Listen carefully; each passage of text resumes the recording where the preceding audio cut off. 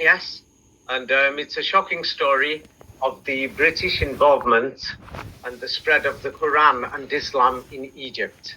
Now, I'm going to send you a map, and in this map, what you will see is the French and the Italians. Well, the French territories will focus on them today in Africa, and the nearest countries to France are Morocco, Algeria, and Tunisia. And then as you go further south, there is French West Africa. And this is the colonial territory where the French were said to have ruled.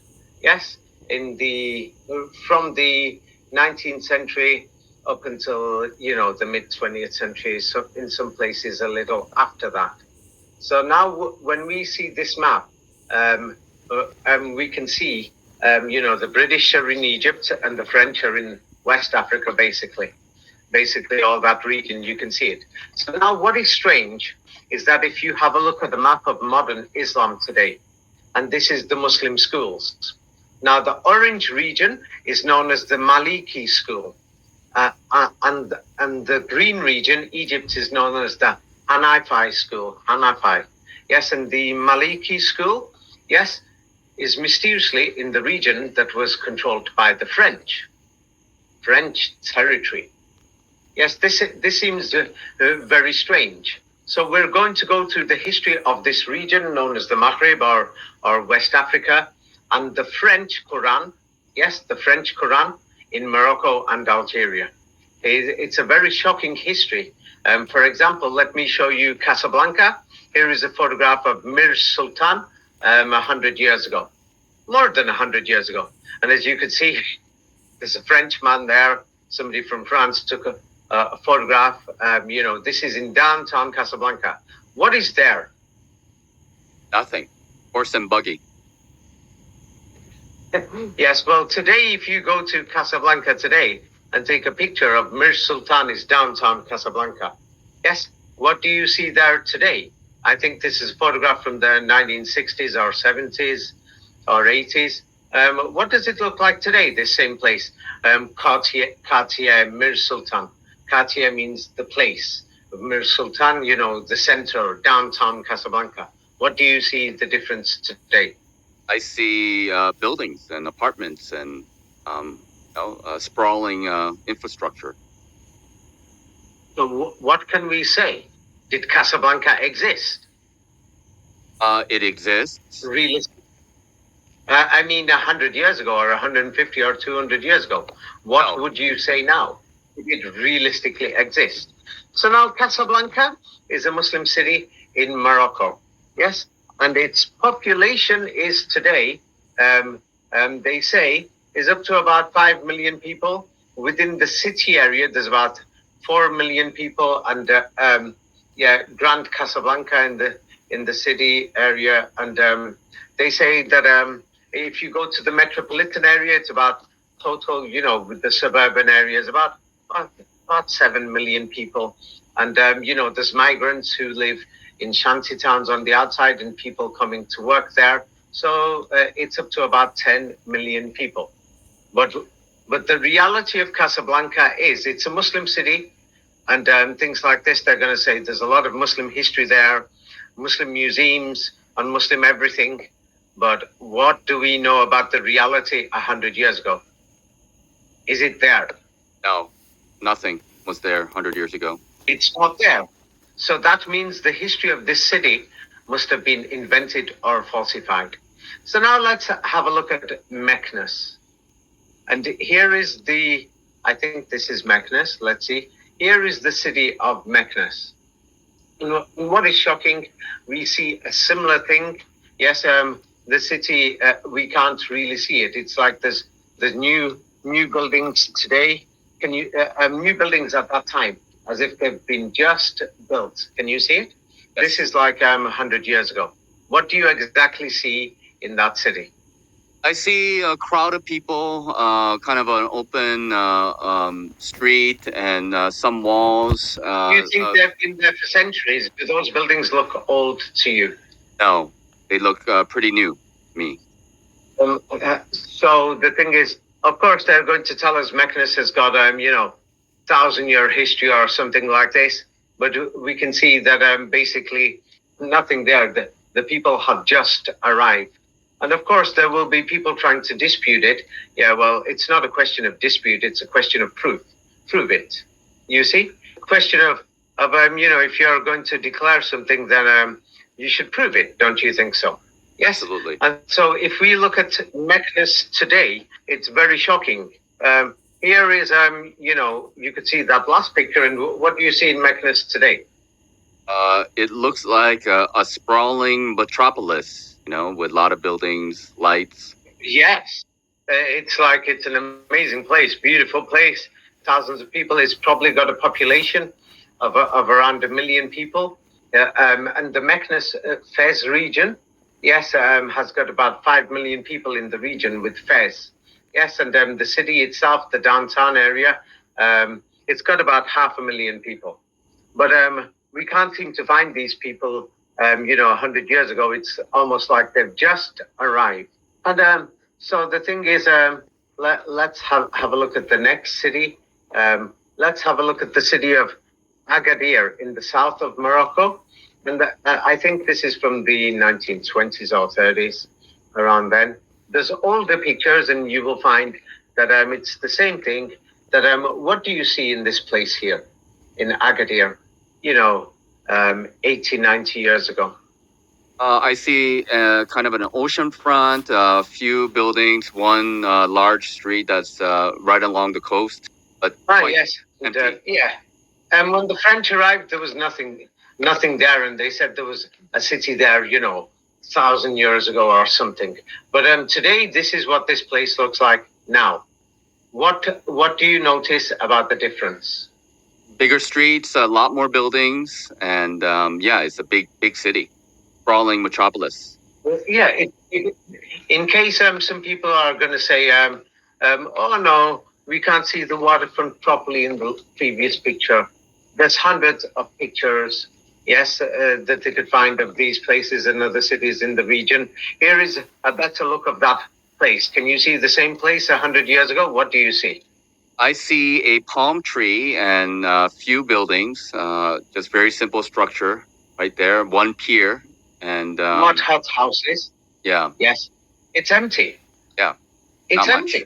Yeah. So now, serious question is, where did these people come from? When did they arrive? Who brought them and why? And today, Agadir Metropolis, has got about 1 million people. Downtown has got about 500,000 people. So it's a serious question. When did they come? And we are told that Morocco is a historical country, yes, with thousands of years of history. And Islam they've got ancient manuscripts of the Quran, 1,000 years old, things like this. And the mud hut buildings that we saw before, you're looking at them from above here, you can see them directly in front of you. What do you see? What do they look like? How long have these people lived here if the buildings look like that? In fact, I'll send it to you a bit enlarged. I just see a very simple structure, made out of stone and cobble and mud. And I could not imagine it'd be more than, 10, 20 years max. Yeah, it's like they've just arrived. So something is wrong. Mm-hmm. So when did Morocco become Muslim? When did these people arrive there? So today we're going to go through these things. So now, the French ruled Morocco, Algeria, Tunisia, Mali, Mauritania, Chad, and all these places, all of West Africa basically, and the British, and they both, worked together. Who controlled the education system in Morocco? You could read the first sentence of that. Until 1962, the French colonial administration dominated education. The French controlled the education system? That's a little strange. You mean to tell me the French are controlling the education system in Morocco, and the people have just arrived, and now they've got the Muslim Quran there, and they've got Islam there, and they've got a different school of thought compared to the others, and it's called the Maliki school, which just happens to be on French territory. And then the people in power in Morocco, Algeria, Tunisia, yes, the elites and all these people, Where were they educated 100 years ago? Yes, the French took people to educate them. Who were these people who wanted to, set up countries like Morocco, Algeria, and Tunisia? Who are the young Algerians 100 years ago? Young Algerians, a group of French educated men who early in the 20th century became the first Algerians to attempt reform within the colonial. Within the colonial empire or system, obviously. Yes, so that's Algeria. Yes, so they were French educated, the elite or the people who the French trained. Now let's go next door to Tunisia. Who are the young Tunisians? Let's see. Tunisian national movement in 1907. The Young Tunisians Party was formed by Bachir Safar, the party which consisted mainly of middle-class French-educated Tunisians. So now we can see the elite and the educated people in Morocco, Algeria, and Tunisia. Yes, and these are examples. People can check out the entire region. Yes, they can read the entire region and they can ask people. That's why I told people to go to the mosques and they can ask people, and they will tell you, hey, those people, they were Arabs, the young Tunisians, young Algerians, mischievously. That's what we call them today, and they were educated by the French. Yes, and these are the people in power today. Here is just an example of a private message somebody sent me from Algeria. It's because I ask people everywhere. And let's have a look. What does this person say about their village in Algeria? What people were doing 50, 60 years ago in Algeria? In my village in Nigeria, people weren't praying. They knew how to pray and the Quran and were Muslim. But the mosques were empty at the prayer times. It's the Muslims Brotherhood of Egypt. They came finance mosques in every little village. They came in the villages and educating them, calling them to fear Allah and go pray at the prayers time. This is one person that I know, but people can ask hundreds of people and they will get a similar story. They will find a similar story.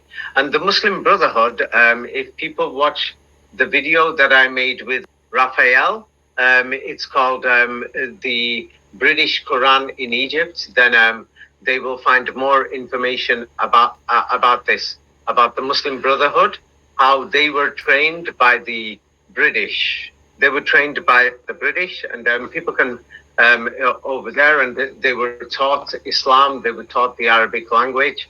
Yes, and people can find it. Here it is. Yeah.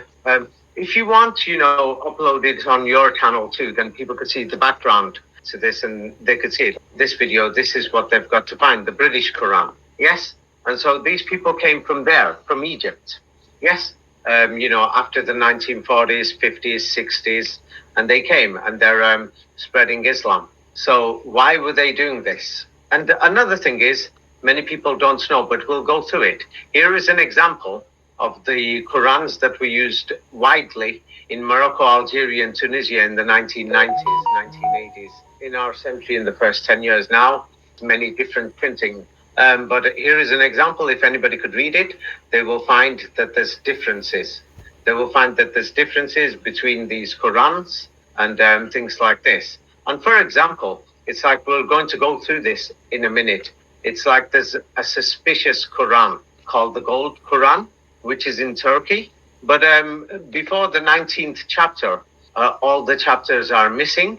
For the Gold Quran, read the first paragraph. Turkey has acknowledged that Johns Hopkins had no role in removal of the Gold Quran from the library in Istanbul or from Turkey, which occurred at an unknown time between inventories taken in 1756 and 1951. Turkey also acknowledges that Johns Hopkins has no knowledge of how the manuscript came to be in the United States. Yes, it's just before 19 chapters that's in the United States, which is very suspicious. When we look at these manuscripts, the thing is not the oral Quran. The manuscripts, they've got differences, whoever wrote them. Like, for example, the Warsh, it says Al-Azina. in the this is in the Morocco, Algeria, Tunisia Quran that was widespread printed 20, 30 years ago, and the Egyptian Quran widespread printed in the 1970s and 80s. It says walazina, and here it says alazina. And the thing is, what we see is that the Istanbul Gold Quran, which is the first 19 chapters, before that is in America. The Warsh Quran has the same spelling like the Turkish Quran. So the Morocco, Algeria, Tunisia Quran has a lot of similarities in spelling with the Turkish Quran, but the Egyptian one's totally different.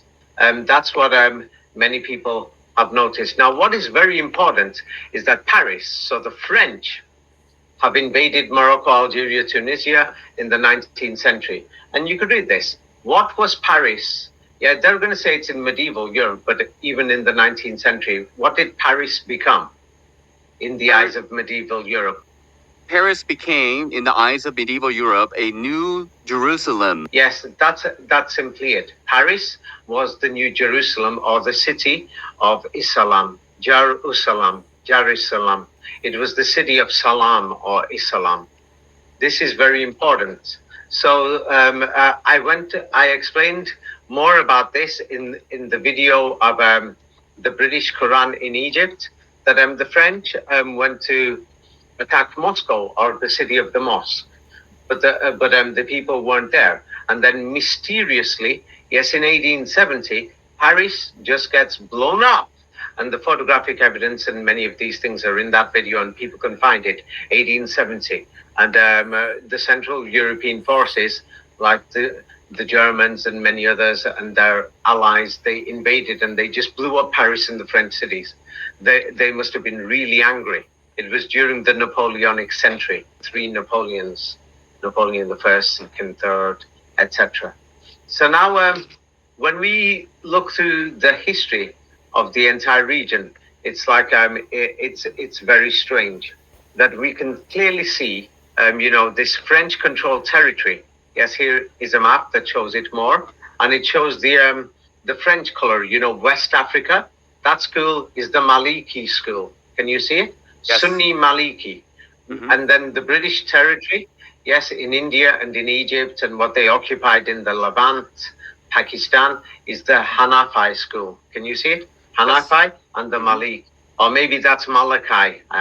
It depends how you wish to pronounce it. And the strange thing is, you will see people commenting online everywhere, like Moroccans, Algerians, and Tunisians themselves.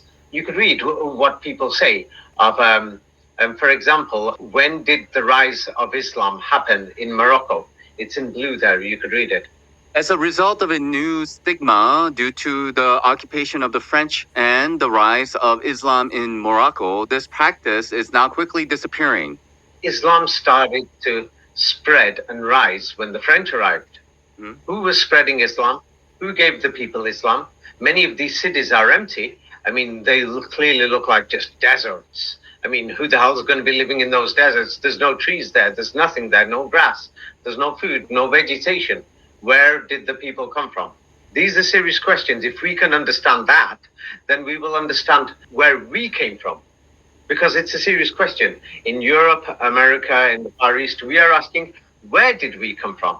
How did we learn these languages? How did we get these religions? So many practices in the country that people would call pagan or other things disappeared mysteriously after the French arrived. Things like this. And you will see that there was something going on after the French arrived, that people are commenting. There's many blogs. Here, you could just read first paragraph. When did, many things that people did in Morocco, Algeria, Tunisia that are pre-Islamic, when did they die? When exactly did it die? These are Moroccans and Algerians talking. The first paragraph, when Sure. exactly did it die? When exactly did it die in Morocco? People think Morocco was some secular beacon of progress in the 60s because they saw a picture of 2 upper-class women in some university in a rich part of a major city wearing skirts that go down to the knees. The rest of Morocco was living in rural areas, still believing women getting an education was taboo. These tribes you glorify in these posts are also the ones that, to this day, still have the highest female illiteracy. Okay, now you could read the top line. When did Islam spread? There's many people in Morocco, they're questioning and they're asking. So many people are saying, I think. I think in the 1980s and 90s, with the Islamic revival that happened across the MENA region. Yes, so the thing is, many people call it a revival, but the reality is we can't see these cities there. When did these people arrive? And even today, half the people in the region, in many places more than half, many of these people live in villages. And you can't see no Islam in some of these places whatsoever. So many people can see that Islam was spreading. It started after the French arrival. And people are questioning, and many people quote official history. So, of course, they get diverted. Here is people who are saying, what do they say about Morocco, Algeria, Tunisia? These are North African Arabs talking amongst themselves. What do they say? Haven't we been Muslim majority for centuries? People are asking, haven't we? Then it's strange. There's all this culture that is nothing to do with the current Arabic language or the current Islam or the Quran. You can't find it. Then people are going to quote books and saying Islamic imperialism, Arabs came out of the desert. But if anybody watches, the previous videos we did and other things, you could see Saudi Arabia was half naked, and they don't seem to have Islam either. Mm-hmm. And things like this. So they don't seem to have Islam either. And the Quran or this current French system. So now another thing is, many of the people, it's like the colonial times, there was good people and bad people. Like, what did the bad people do, for example? As the French abducted and assaulted indigenous women with increasing frequency, tattoos became a talisman, a symbolic form of protection and... Well, basically, the French were, raping people, and the people who came with the French. It was a horrible time, what was going on in North Africa and West Africa for many people. But not everybody was bad. Not everybody was bad. There was things, what was going on. Some people would say there was progress. It's like the cities were built. The French came with their expertise of construction and other things. And so the thing is, when we look at the people of that time, we will find many strange things. Like, for example, if the people weren't living in the cities, where were they living? This is an example of a middle-class family at that time. And they've got these clothes on, the white cotton, and you could see they're living in these like wigwam or tents that you would see Native American Indians living in America, similar buildings. It's like they've just arrived, but the clothes were made in factories in France, in Spain, in Italy, and in Europe. You can see that the children have got no shoes on. There is no way they manufactured that machine cotton. It was made somewhere else. Somebody gave it them. Yes, so the thing is, where did these people come from? When did they get their clothes? What are they doing in the desert? You can see it's a desert there. There's nothing there. Who the hell would go to live there? It's strange. So by the 1950s and 60s, the people who were living in the cities, now the French and the Europeans built the cities, and then many of the natives came to live in the cities. And so what happened? The French failure? French failure to grant full civic and political rights to the Muslim elite would eventually provide a strong impetus for the decolonization movement. Okay, so we can see that the French are ruling these places. The French have given them education how the French wish to give some of these people that they found in the villages. And where did these people come from? So the French have now educated these people. And after they educated them, they taught them Arabic, they taught them Islam, and many other things. Many of these people, France didn't give them full equal rights at the time, not like people have equal rights in France today. So this is when they wanted independence, these things. Now, many of these people were chosen by the French anyway, yes, and they were educated by the French. So the more we look at the region, we see that there is something wrong. So when we look at the region, it's like, for example, the French and the Jesuits, the Masons and other people, they came from Europe. They went to Lebanon, they went to Tunis, they went to Cairo. For example, what were the Jesuits doing? The Jesuits opened their universities and schools, not only in Tunisia or other places, but in other parts like Lebanon, Syria. And what did they do? Phased that the Jesuits not only chose Arabic as a language of communication, but educated in Syria.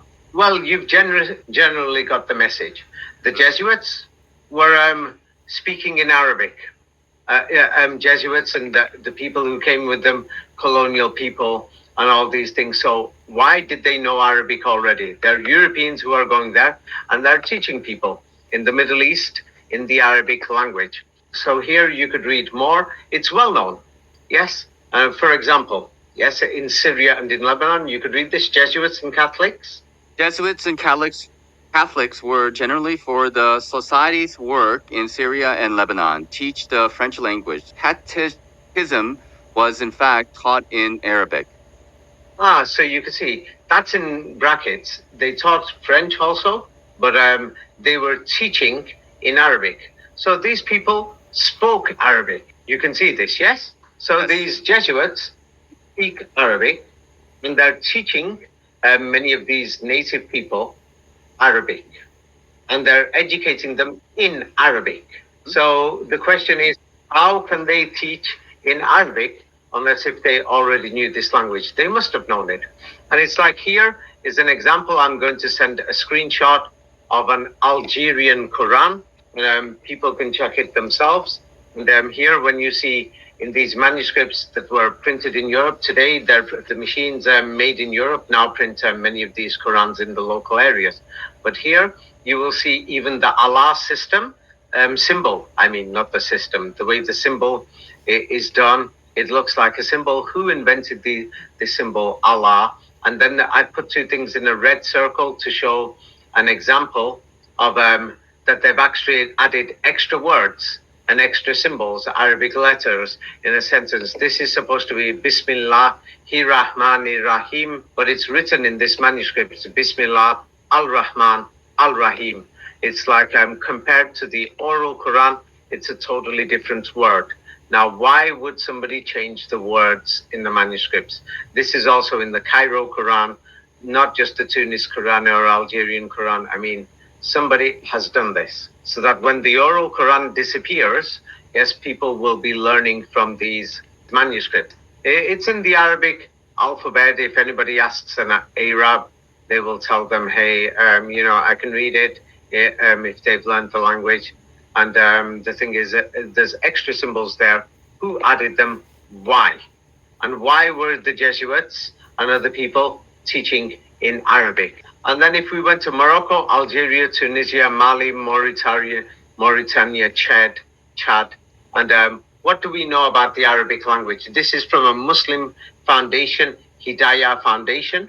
It used in the Quran and in the holy books of Islam, no one speaks classical Arabic as a native, nor is it used for conversation. Nobody speaks Arabic. So who took Arabic to this region and when? And they don't speak it today. So why could these Europeans, such as the Jesuits, know how to speak Arabic 100 years ago? This shows that Arabic came from Europe. Even to this day, Moroccans, Algerians, Tunisians, they don't speak Arabic. They learn it in school. You see? You can see this, yes? Yes. And yes. Isn't it suspicious? Would you not find it suspicious that the language that they don't speak, but the Jesuits, and they can speak this language? Is this not absolutely suspicious? Very much. Highly suspicious. Yes. If they don't speak this language, of course they don't know this alphabet. So the Jesuits are coming along, they're opening schools, and the Europeans and other people, and they're educating these people. What the hell is going on? Can somebody tell me, please? What do you think is going on? Is it suspicious? Well, my suspicion is that the language is introduced to the local population. There's kind of a displacement of the population, and people moved over somehow to the Northern Africa region, and the Jesuits and the different colonial governments established the education system and the language. So that's what my suspicion will be. Yes, they did, and we're going to go through the proof. And the thing is, if anybody wants to understand the masonry of the current Arabic alphabet, yes, the shapes and the designs, they were Masonically designed. And this is in my books. If anybody reads both these books, Secrets of the Kabbalah and 33 Degrees, they will be able to see how they were designed. And of course, when you go to the region, they're going to say, hey, Islam was revived, and Standard Arabic or Classical Arabic has been lost for. You could read this. Why don't Arabs speak Standard Arabic anymore? No, Standard Arabic is not anyone's native language. It hasn't been in at least 1,000 years. Instead, Arabs speak one of many regional dialects. Yes. I'm guessing. For example, Egypt. Yeah, in many villages, almost everybody. In many villages, people have different languages. It's shocking. They call them dialects, but actually they're languages. In Egypt, you could find up to 25 different languages minimum. Yes, maybe even 100. And so, for example, Cairo University. Yes, 100 years ago. This is very shocking. This is from Cairo University in Wikipedia, and when we check this out, it's very shocking. Yeah, problems. You could read it yourself. Yes, problems during this period also included a lack of professional facility or faculty to fulfill the founder's educational vision. There were simply no Egyptians with doctoral degrees, the ability to teach in Arabic, and a familiarity with Western literature in their fields with whom to fill professional posts. Thus, European Orientalists who lectured in classical Arabic filled many posts until the 1930s. The university also Whoa! What was that? What is that now? There were simply no Egyptians with doctoral degrees or Egyptians who had the ability to teach in Arabic until the 1930s.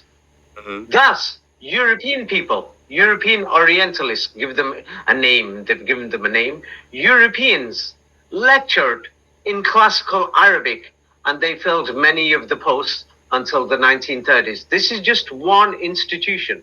You will find a similar thing in many other places. And before then, yes, and those local people who did have some of these jobs, where did they learn it from?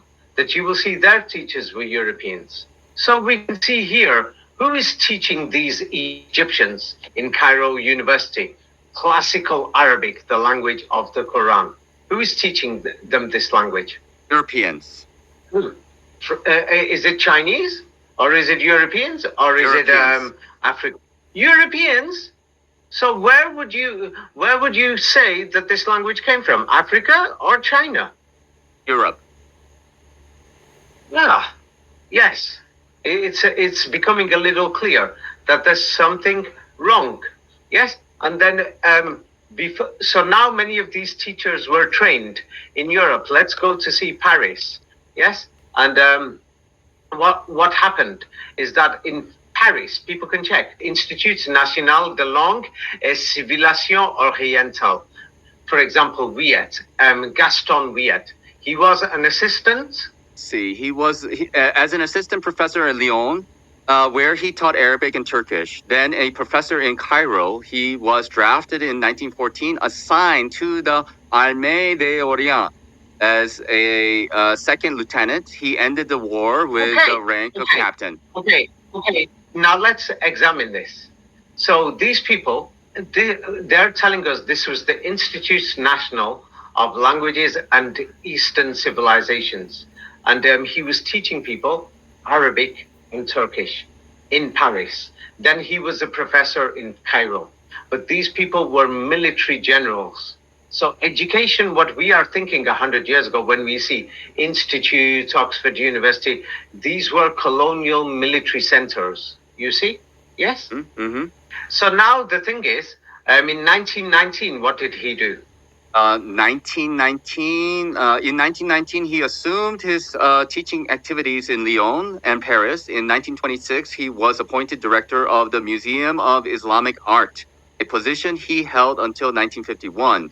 He wrote 14 of the 35 volumes of the catalog of the museum, of which he did much to enrich the collections, particularly in the areas of items of furniture and epigraphy. So we will find the same things, not just in Cairo, not just in Europe and other places. We are going to find many of these museums of Islamic art and other places opened by the Europeans in Cairo, managed by the Europeans, and many other things. And in Europe, they had colleges and excellent centers that were teaching the Arabic language. People can check all these things. They were teaching Arabic and Persian Arabic, and they were teaching not just Persian Arabic, Turkish, Ottoman, Usmanli Arabic also. They were teaching this in Paris. Yes, this is very important to know. So this means that all of these versions of Arabic were already in Europe. For example, if we go through the university records, of course, they falsified it to make it look a bit older, but they're teaching like in this Institut National des Langues et Civilisations Orientales in France. What are they teaching? Discipline. You could go through the list. Persian language, Arabic, Turkish language, modern Greek, Arabic, Persian, Turkish, Persian, Russian language. Yeah, So the thing is, when they say Persian, this is the old Persian Arabic. They were also teaching this classical Arabic. That's the Arabic. And then the Turkish Ottoman Arabic, they're teaching this. Then they're teaching this Greek language, which mysteriously turned up, when Greek independence happened. Yes. And things like this, we could see modern Greek. And it's like many people won't believe it, but they invented ancient Greece. Ancient Greece did not exist, unfortunately. And people can see the evidence of this in my book with the secret mathematical codes with 19. It's shocking about the 19. They must have used, maybe computer technology to organize this 19. That ancient Greece, they totally invented it. They were teaching this Greek language. So many of these languages were invented. So they were teaching them in Europe.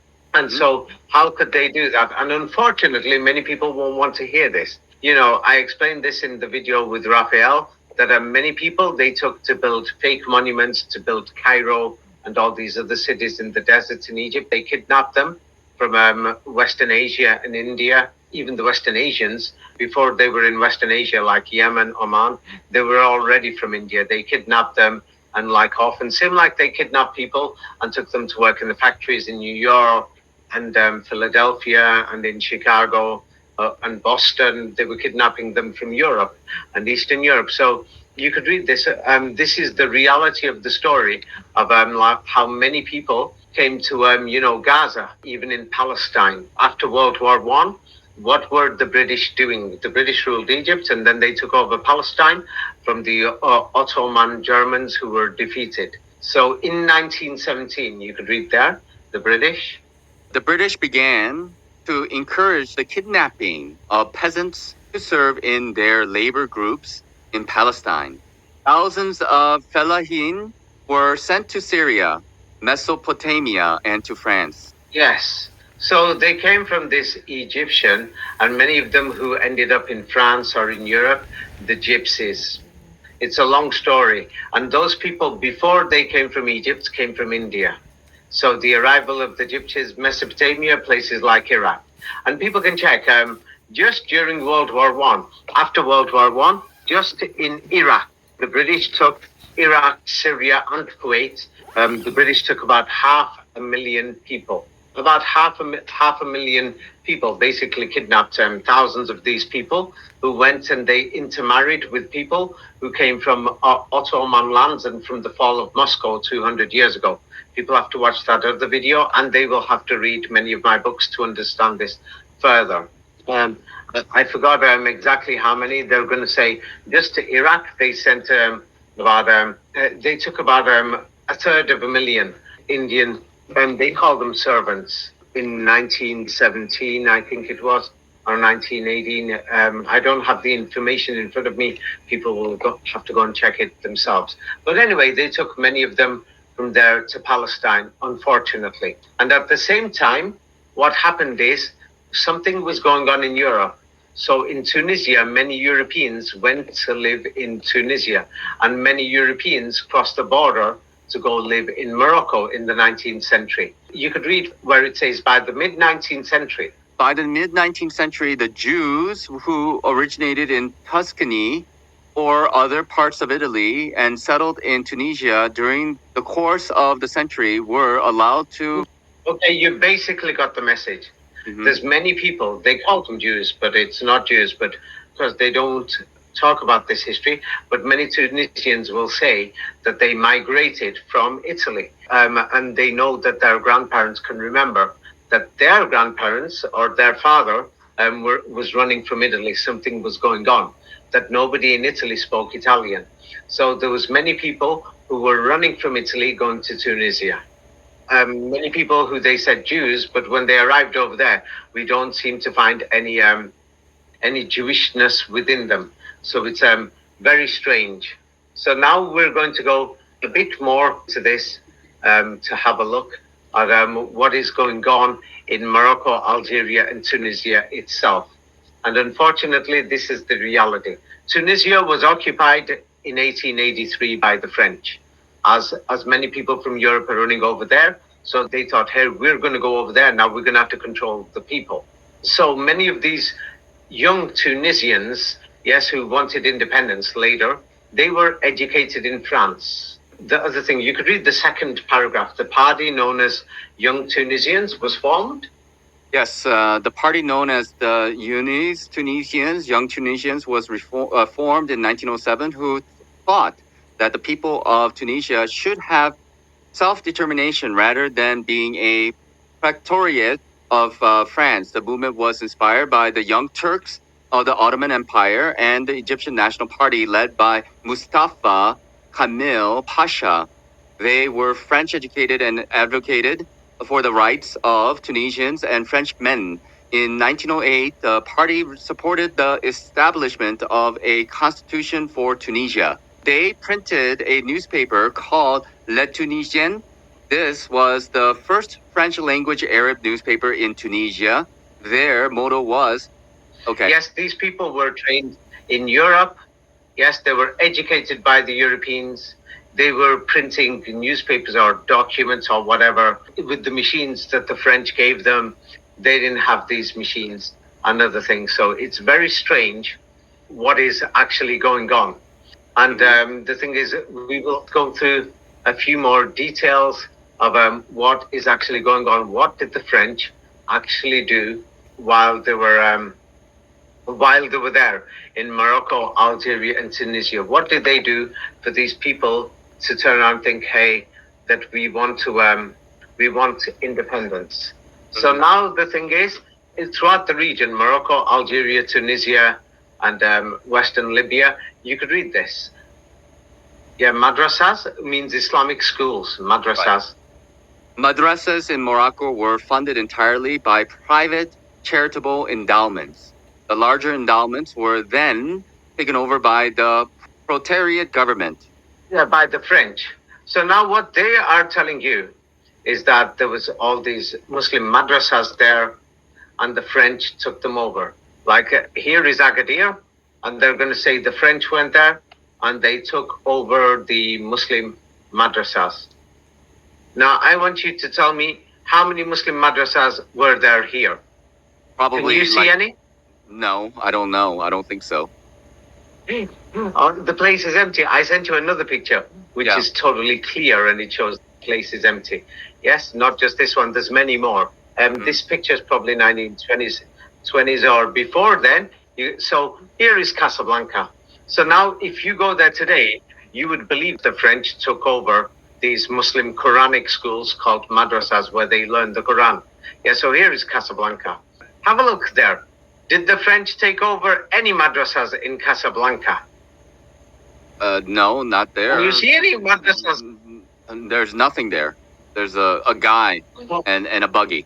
What happened to these madrasas? Where have they mysteriously disappeared to? Are you trying to tell me they disappeared? Yeah, here is a picture of Meknes. And Meknes, I think, around 1900. So if the French arrived, let's say, in the 1870s and 80s, how many of these madrasas can you see there? 0. Yes, the people have just arrived. So now here we're going to go to the shocking history of Morocco, Algeria, and Tunisia itself. Now here is the real deal. And you can read this. In 1850. In 1850, the French colonial administration also began to set up Franco-Arab universities in Algiers.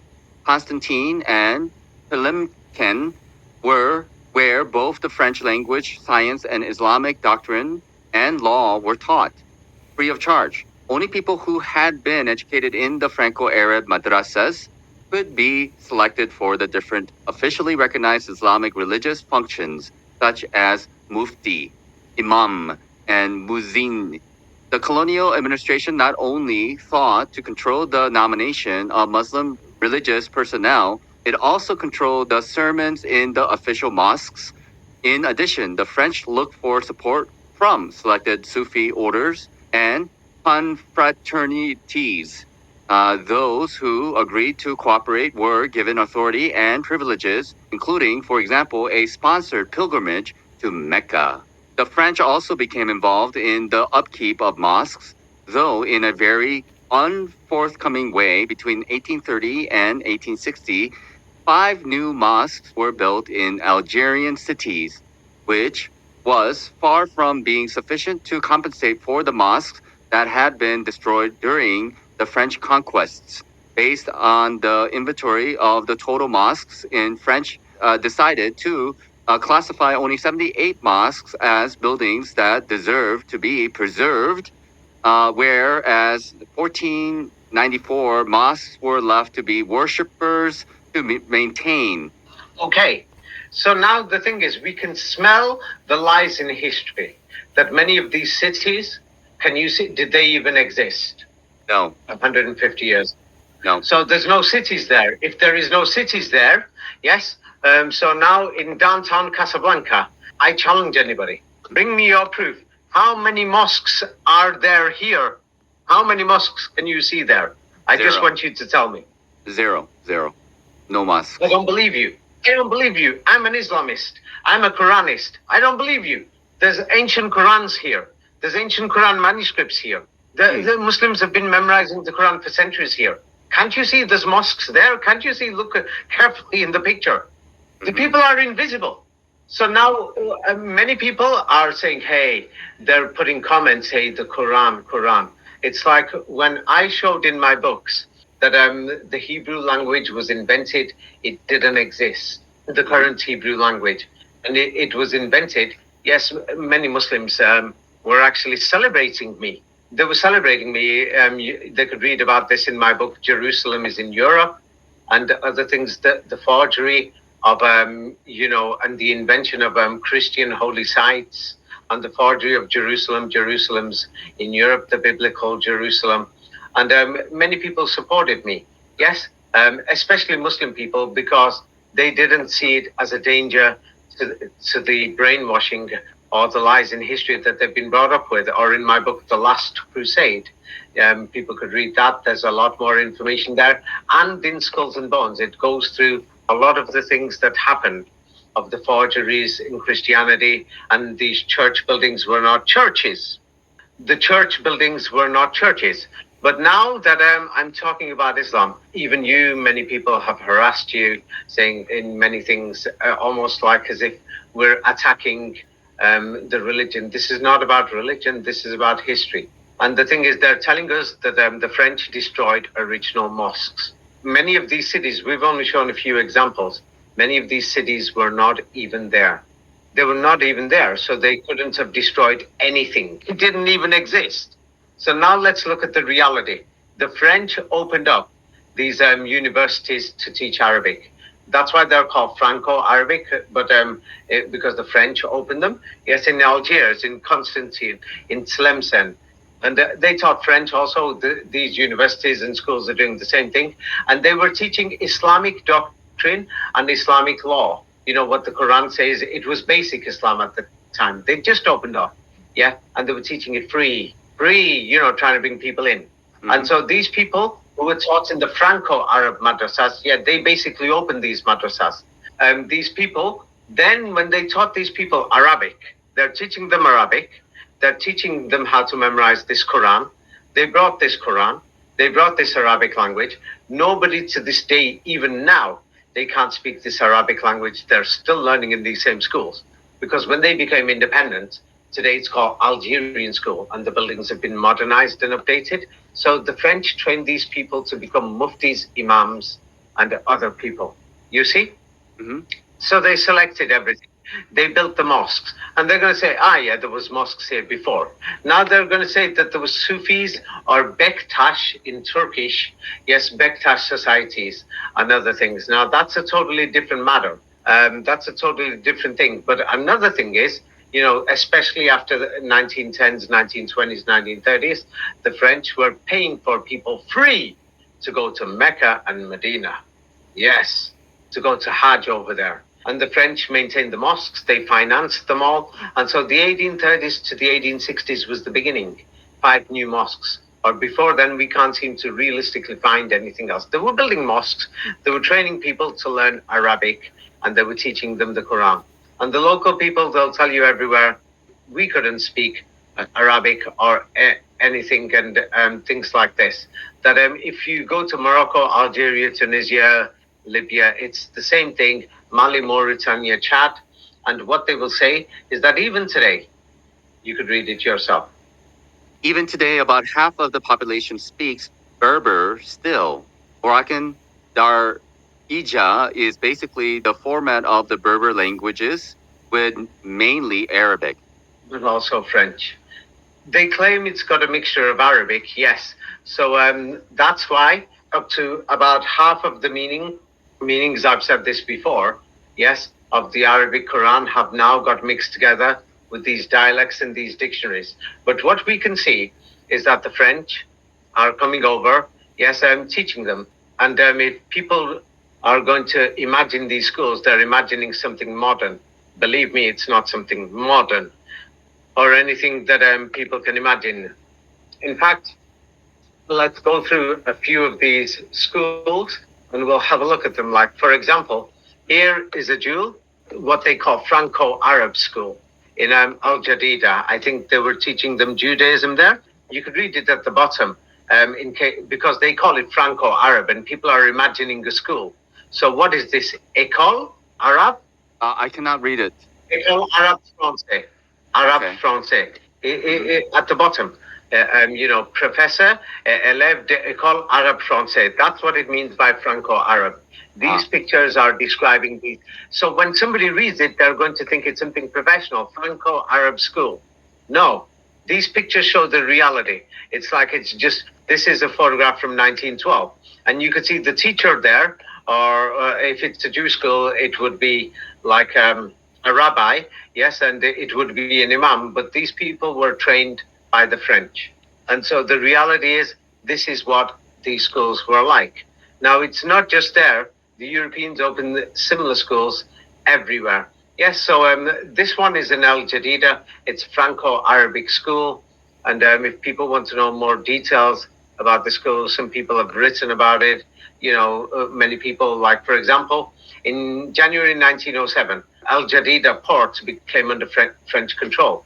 The Franco-Arabic school was opened there. They're teaching Arabic there.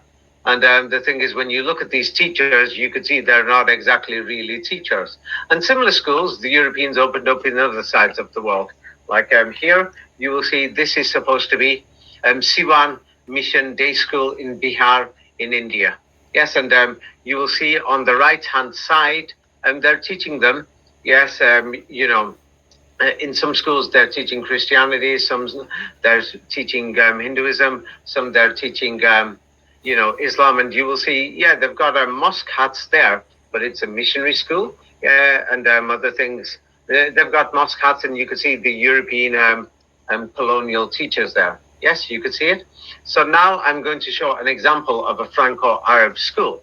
Yes, here is another one 100 years ago in Morocco, in Mazagan. Yes, and you could see there's one of the local Arabs, maybe he's Jewish or maybe he's Muslim, I forgot which this school is itself. And the French trained these teachers, and then that's what they did. They educated these people. So it looks like somebody is going to turn around and say, and you could see the European teacher is, or the colonial master is standing there, and he's making sure that, the person who they trained is now training these young children.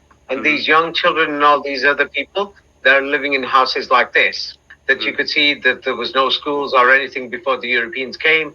They're wearing the white cloth that was made in European machines. Yes, and here is more pictures that you could see.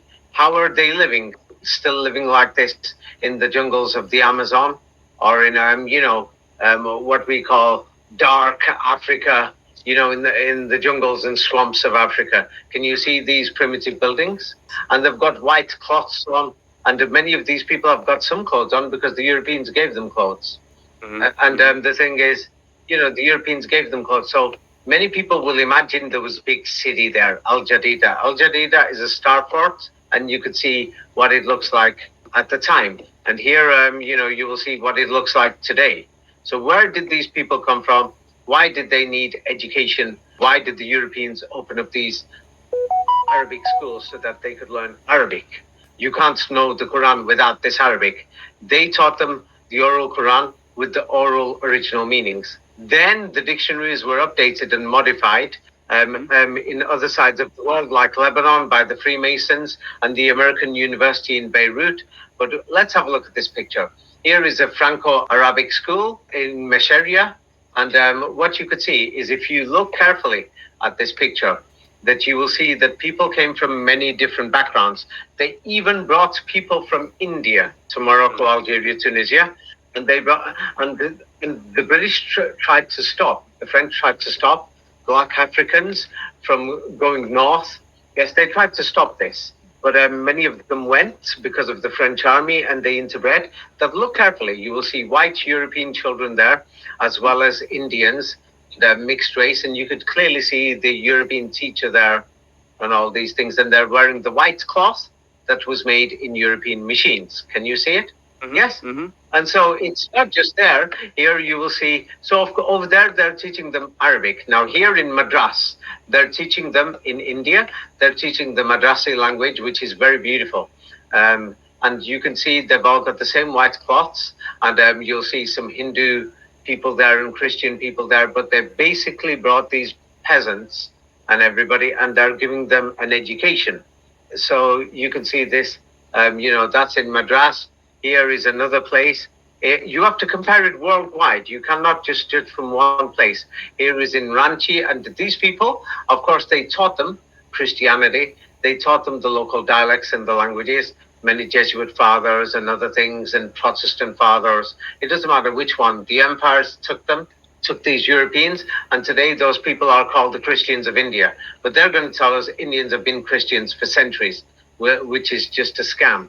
And here you will see Malabar in India. Same like they're saying these people in the Middle East have been following this type of Islam for centuries. Here is in Malabar, and these people, they baptized them, as you could see. There's Europeans there, and they were teaching them, and the Europeans built that building. These people had no idea. And now here, we're going to go through the shocking part. The shocking part. The Europeans took so many photographs in Morocco, Algeria, and Tunisia. Here is, you could read it, under Algeria Carte Postale Ancients. What is this picture? Une école coranique. Yes. Une école Quranic. This is a Quranic school in 1905 in Jazair, in Algeria. In Jazair. Jazair is how it's pronounced. And you've got the Europeans. They've gone there and they've opened these Quranic schools. Soon we will have a look at the faces of these teachers. And many of these teachers are people who they taught themselves. First, they taught them in the cities, in Constanza, Algiers, and in Tlemcen. They opened these centers, and then those people who became teachers, they sent them out to all the villages. And the thing is, so what they did is they sent these people, and these are now the Quranic schools of how to memorize the Quran, and they're taught the original meanings of the Quran, the oral Quran. And they're being taught standard Arabic, like A, B, C, D, E, F, G. Now, in Arabic, it goes Alif, Ba, Ta, Sa, Jim, Ha, Ka. Yes? So what they did is they opened these schools, madrasas. And in Tlemcen, here is the one that the Franco-Arabic school where they're teaching them Arabic and these other things. Here is, it says madrasa. And you could read it. Des élèves in French. Les élèves de la madrasa de Tlemcen au début du Tlemcen au début du. Okay, it's difficult. Yes. But basically, here is the madrasa of Tlemcen, the Franco-Arabic school that the French opened, in the beginning of the 20th century. And they brought these people, and you can see these people are in rags, and they're slowly training them in Arabic and in the Quran. Now, those people, this is a city, and the French opened it, and those students, when they grow up, they went out to the villages. The French sent them out to go and teach the village people Arabic and the Quran. Now, when we look at how many of the local people lived, many of them were actually naked. You could find the naked pictures online. I'm not posting them here. And many of them, they came from India after the Suez Canal. The French brought them for construction of these Stratford cities like Algiers and Oran. But this is how the people lived. As you can see, they clearly cannot read and write. And the white cloth they've got there was made in machines. And so soon we will see that slowly these people, they learned how to pray. Somebody taught them how to pray. Somebody taught them the Arabic. So now let's go through, and I will read the next one because it's actually difficult. But have a look at this picture. You will see these are like the Jesuit sisters or the European teachers. They're called the White Sisters that the Europeans sent. And here is a school for girls in Kabylie.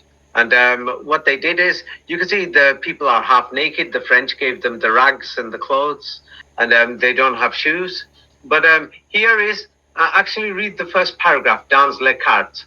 The first paragraph, or people will say I'm making this up. You can see the white European ladies who are there, and what are they doing? Just read the first paragraph. Dans les cartes represent école coranique et madrasate nous. That's okay. Yes. Okay, that's simple. So when the Europeans did this, they took photographic evidence. You are going to find hundreds of photos all over the world. Dans les cartes means in this picture, basically in this card, represents, it shows the Quranic school, madrasa. And who is teaching them there? Who are the teachers in this Quranic madrasa school? Is it the great Arabic priests, or who do we see there? The Jesuit sisters? I call them that. The white sirs blanches. Who do we see there? The Europeans teaching them the Quran and the Arabic language, or do we see Chinese teaching them? European Jesuit nuns. And even to this day, these people still haven't learned these languages, Arabic. But they memorized the Quran and they memorized the basic meanings. So those people who came first from Europe gave them these original meanings before these dictionaries spread. Of course, they took pictures in a nice way so that they could send them back to Paris. Yes, here they've got the students half naked with no shoes.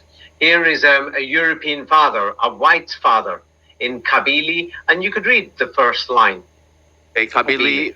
Une classe d'arabe à la mission de Père Blanc. Okay, here is une classe d'arabe à la mission de Père Blanc. Yes, the Kabylie are a group of local people. They call them Arabs today, or they call them Berber sometimes, or they call them Algerians. Sometimes, this is an example. These are the white fathers. People can look for the Père Blancs. The White Fathers, a Jesuit type of organization like the Jesuit Fathers, and they're teaching them Arabic. So here they took this photograph, and this is in 1903. So they're teaching them Arabic, how to write it. And they're teaching them how to write it and all these other things. And so they went there. So here is another picture. Here we can see in these villages, you can see these white fathers who came from France and from Italy and other places called Les Pères Blancs. And they're teaching them Arabic and how to memorize the Quran and how to pray. And they're teaching them the basic meanings of the Quran. These pictures are available because they were working there. They had to send photographic evidence back to Paris, to the capital, to the New Jerusalem. You've got here is a European. He's teaching them Arabic and the Quran. Yeah, can you see it? Mm-hmm. You can see these things. So slowly as these schools grew bigger and bigger, the buildings became bigger, but they're going to tell you they're ancient schools for centuries in these mosques. You can see the people are still on the floor in rags. And then the children that they originally taught, let's say you teach somebody, he grows up, then he is now a local person. He's going to teach a local person. Like here is another Quranic school. And as you can see, there's all types of mixed races there, Indians, whites, and other things, and the people mixed in together. And so these were the Quranic madrasas. We can't seem to find them before the Europeans arrived. And the people were naked before the Europeans arrived. I'm sorry, this is what the evidence shows. People, even to this day, cannot speak Arabic in the entire region. They've learned a few words in schools. When we look at these, like the French-built mosques and other things, like you could still see the people have got no shoes on. And here is outside a mosque, Algeria, in the 19th century, in Sidi Oqba, l'Oasis de Sidi Oqba, however they pronounce it. You can see the people there, and so they're waiting to pray and go in, but you could clearly see that they're wearing these white rags. You could see they're uneducated people, and they were given the Quran, they were given the basic meanings before the dictionaries came. So the oral Quran, we seem to find the start of it there. The people don't have no shoes or anything, and they're in extreme poverty that you will see. There's black people, Indian people that they brought, and white Europeans and other people, and they're teaching them this language, Arabic, and there's many different dialects there. Yes, that slowly developed. It's because they brought them from many different places. Does it look like these people have been preserving the Quran for centuries? There is another history that many people ran from Europe, yes, from Moscow, to preserve the Quran in Ottoman territories. Yes, the old world history, and many people ran from Europe to preserve the history in North Africa. That's a totally separate history. But what is clear is that the French came and they opened these schools. Nobody can speak Arabic. And they learn it in schools because the French opened these schools. They force you to learn these languages. Like Jazair, Algeria, has its own language, Algerian Darija. And in different regions, it's basically a different language in some places. But now it's becoming standardized. Some people call it Berber. You could read this. The first up to the comma. I agree. I agree. Algerian Darija is its own language. Yes, it's not Arabic. Nothing to do with Arabic. Yeah, they picked up Arabic words. Yes, and people will call it. They will say it's Algerian Arabic. But the people who speak this language will say no. And so in Tunisia, if you went there, they've got their own Darija, Tunisian Darija, yes, or Tunisian Arabic. Yes, but what do they say? You could read this about what the people say. Welcome to our guide on Tunisian Arabic, locally known as Darija, a unique dialect distinct from Standard Arabic. Yeah, Standard Arabic is used for official things. Yeah. So in Tunisia, they have their own local dialect. But within the villages and from north and south, there are differences. It's like because some people came from Europe, some people came from Egypt. Before Egypt, they came from Yemen. Before that, they came from India. And many of them, they intermixed. And there was already some natives there that they call Berber and other things. And so we find the same thing even if we go to Libya. Yes, Libyan Darija, nobody speaks Arabic. Like, for example, you could read this paragraph. For example, Libyan Darija has been marked by Italian words, Tunisian by French and Italian, and the Algerian dialect has mostly been influenced by French. Moroccan Darija, due to its geography and its colonial past, integrates French and Spanish words. Yes, and now they've integrated Arabic words. So what we can see is that many people from Spain actually left what is known as Andalusia. Andalusia, they said Muslim Spain collapsed in 1492, but it looks like it must have been, in the 19th century. They say it's in 1492 and the Jews were expelled. And the thing is this, the Muslims were converted to Christianity, but they're going to say it's like 600 years ago, 550 years ago. But the thing is, what we can see is that many of these places in Morocco, Algeria, Tunisia, especially in Morocco, were empty. And it looks like the people who left Spain and were expelled from Spain, it must have been in the 19th century. Because we could see the people are naked or living in like, caves or like in tree huts and things like this, like they've just arrived. It's a little clear. Yes or no? What would you say? Yes, I would say so. Yeah, it's clear. The Moroccans, Algerians, Tunisians, you can see many of them have just arrived, and these cities are not there. Of course they've arrived. They've come from somewhere. And so many were brought from India, but that's another long story. And so the thing is, okay, so now we can see, let's go back to this again and think clearly. Yes, let's think clearly. The French set up these Franco-Arab alleged universities, which were not very small schools. They were teaching a bit of French, and they were teaching how to practice Islam, how to pray. They were teaching Arabic. That's why they were called Franco-Arabic schools. They opened up all these Quranic madrasas. The teachers came from Europe, Europeans, the Père Blanc, same like the Jesuit fathers and other people. And the photographic evidence is there. The people will even tell you things like this. The French built mosques, they opened mosques, and Islam spread slowly starting from the 19th century. Even to this day, people can't speak Arabic in the entire region. And the thing is, we mentioned a little about the history of Morocco, Algeria, and Tunisia before. And people have left their comments on your video, for example. And here is somebody from Morocco. He's saying, I'm from Morocco. All this stuff is real. Me too. Another proud Moroccan says. Yes, and there's other comments by Moroccans. People can ask them. There's thousands of Moroccans, millions throughout Europe and America. Here is somebody who says, I can go even further. I recently had an old memory coming up about some acquaintances joking about a family member of them living in the mountains of Morocco.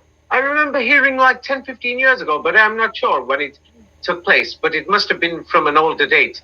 These acquaintances were telling about a lot of people in the mountains not even knowing who Muhammad was or Islam. Apparently, someone had an uncle who was not even aware of praying, had never heard of Muhammad.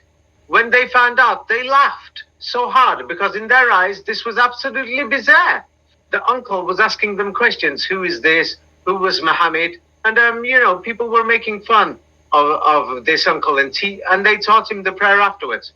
I have even been to Morocco. I've seen this myself. In many villages, there's many villagers who are on the outside. People don't even know Muhammad or Islam or anything. And many people are saying that the acceleration of the spread of Islam must have happened, this person says, don't know when this happened, maybe in the 70s, 80s. If so, you imagine that the Islamization, at least in Morocco, must indeed have been very recent, like David points out, maximum 150 years ago. So while they were laughing at their uncle, thinking he was an absolute retard, yes, 10, 15, 20 years ago, it was actually them who were retards, completely brainwashed, while their uncle is in fact testifying about a society without Islam.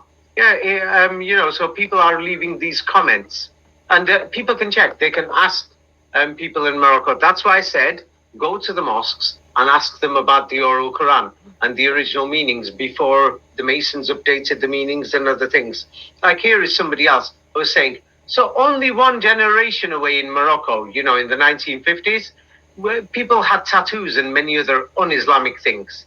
And they said, how could this have been possible if Islam has been here, for 1,000 years? And they say, something is not adding up. I agree with David. I remember The family of my mother couldn't even pronounce Bismillah right before they started to eat and would always say Bismillah instead. Also, it is very known fact in the Maghreb, that means Morocco, Algeria, Tunisia, that after the French left, after supposedly losing the colonial wars, these Arab governments were put in place and they would oppose the local people, making it forbidden for them to speak their local dialects or languages and have their local names. Basically, they now started having Arab names. So these things have only happened in the recently. And this person says, I think it was in that time from the 1950s and onwards that Islamization really started, because I'm pretty sure that most women up until the 90s did not wear hijabs. You can also see this in old pictures. I'm not sure which region he's talking about here or district. Women wearing mostly hijabs is a very recent phenomena which has started in the late 90s. Again, something is not adding up. So the history does not make sense. I mean, the French are opening Islamic schools. The French are opening up Islamic madrasas. Well, what do you think is going on here? Seems like kind of a education or re-education. The Europeans coming in there. And do you think the Quran, the oral Quran, and the Arabic language has been there for centuries? No. How long would you say it's been there? Probably about 100 years. Yes. 100 years. It accelerated after the Second World War more as people came to live in the cities, in the 60s, 70s, 80s. It's like I actually have friends in Morocco, Algeria, Tunisia. Here is a conversation from WhatsApp. And here is somebody from Algeria in a village outside Algiers. And this is in Arabic. And here is translation. They've got the Quran in Algerian over there. And this is what this woman says. What does she say? You could read the translation. Yes, my sister says that some women came to her and were talking about the Quran. They memorized the Quran in the mosque.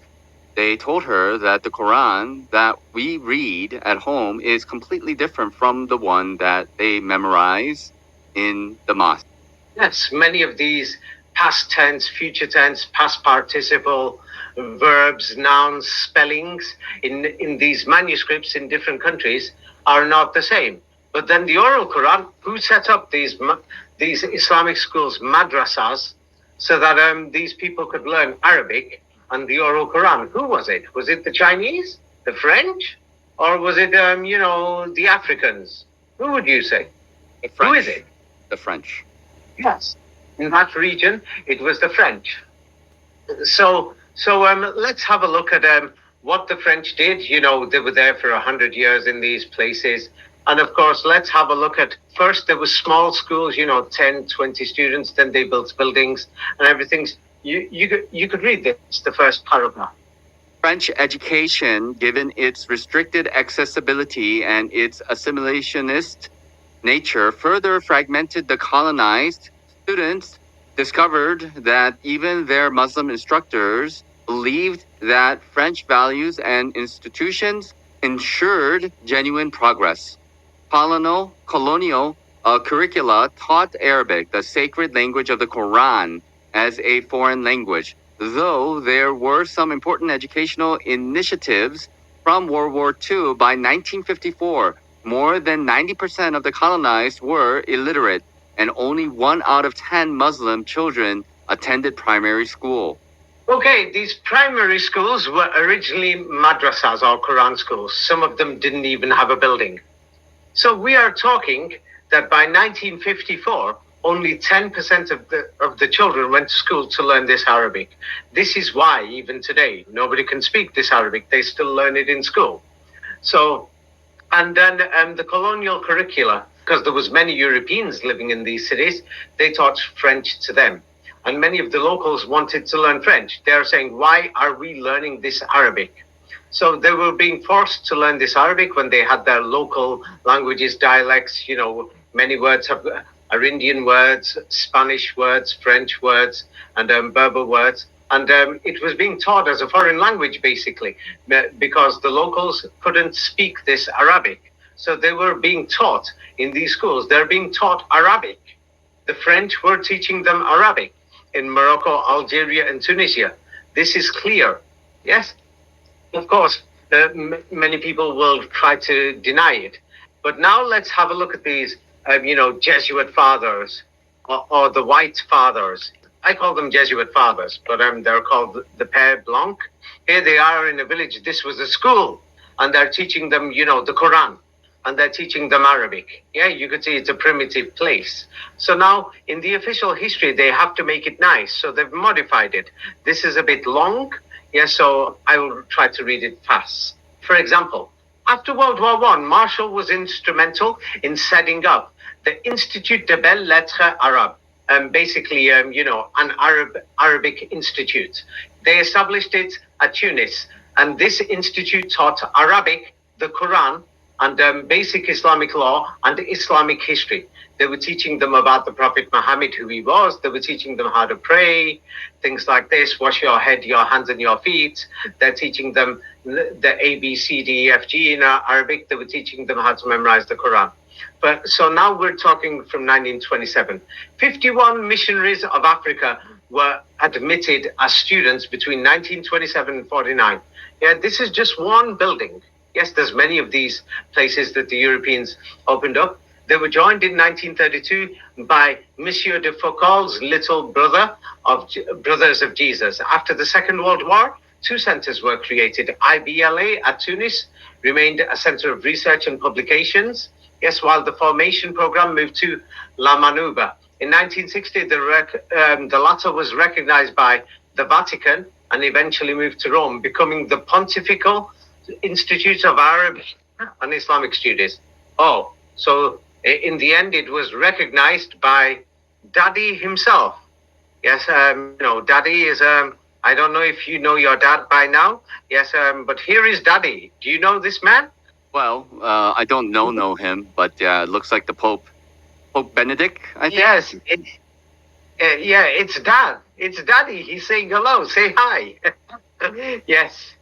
So Daddy's saying hello. So he's now recognized, these European Arabic schools. So in 1937, Marshall organized a conference at Bunu in Kabylia, attended by all the mission superiors and the director of IBLA. The conference produced some important conclusions.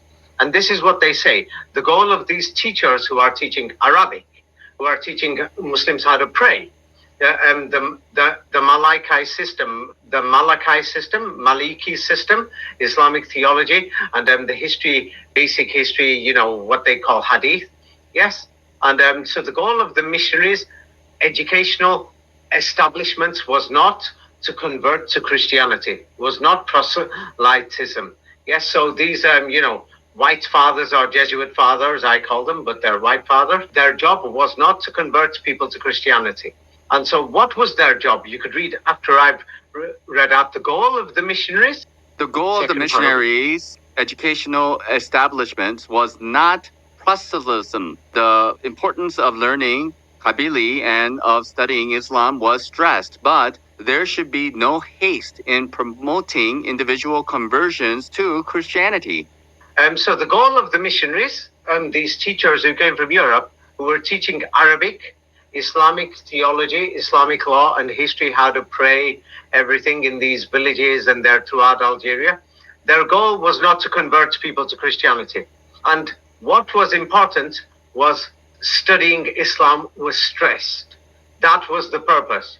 So that's what they told these teachers. Many of these teachers were probably Christians. So of course, they had to tell them something like, hey, why are you doing this? Yeah, so the teachers, of course, asked Daddy, and they asked the French, Daddy, I mean the Pope, they must have asked Daddy, saying, Dad, why are we teaching them this religion called Islam? Aren't we supposed to be Christians?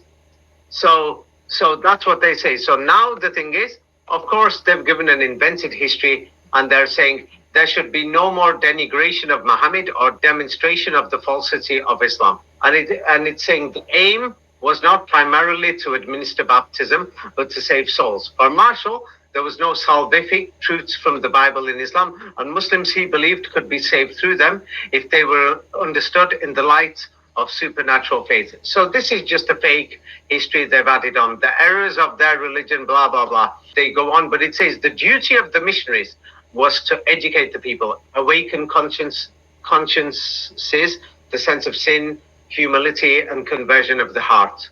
Yeah, so basically, they were teaching them Islam, you see? And they're saying, in short, Muslims would become Christians without knowing it by learning the Quran, memorizing the Quran. So this is the fake history. It's, in other words, let me just show you an example. It's like there's many young people who go all over the world. Like if you're from America, you could see, let's see, Mormon missionaries, African. Yeah, so from the Mormon church, what they do is they send, missionaries to Africa today. And of course, many of these people, they go there and their job is not to convert people to Christianity. Some of them have the job to convert to Christianity, but they're going there, they're teaching them English, you see? And then they teach the Bible at the same time, and things like this. So what they did is, these young people who volunteer, look at the photograph, two nice gentlemen from America, very decent people, no doubt, and many of them paid their own way. So they found nice people in Europe, and they sent them saying, hey, teach them Arabic and teach them the Quran. So many of these people, they must have known Arabic. And they said, if you go there and you teach them this, they're going to become Christian, which was a clear lie. They lied to these young people, and or people who had a nice heart, sent them there so that they can teach them Islam. You see? So basically, they were teaching them Arabic, Quran, and they were teaching them the Arabic language, how to pray in Arabic, and all these things. Don't you find this very strange?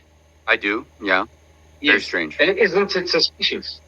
It is suspicious. And what they did is, these people known as the White Fathers, they're like another organization like the Jesuits, Père Blanc. So you could read this starting from after it says the White Fathers. Okay, in 1874, Lavarege took an important step in removing barriers to Muslim reception of the gospel when he found the Société des Missionnaires d'Afrique, Society of Missionary of Africa, popularly known as the Père Blancs, or White Fathers, after the white Arab, cassock, and woolen scarf they adopted.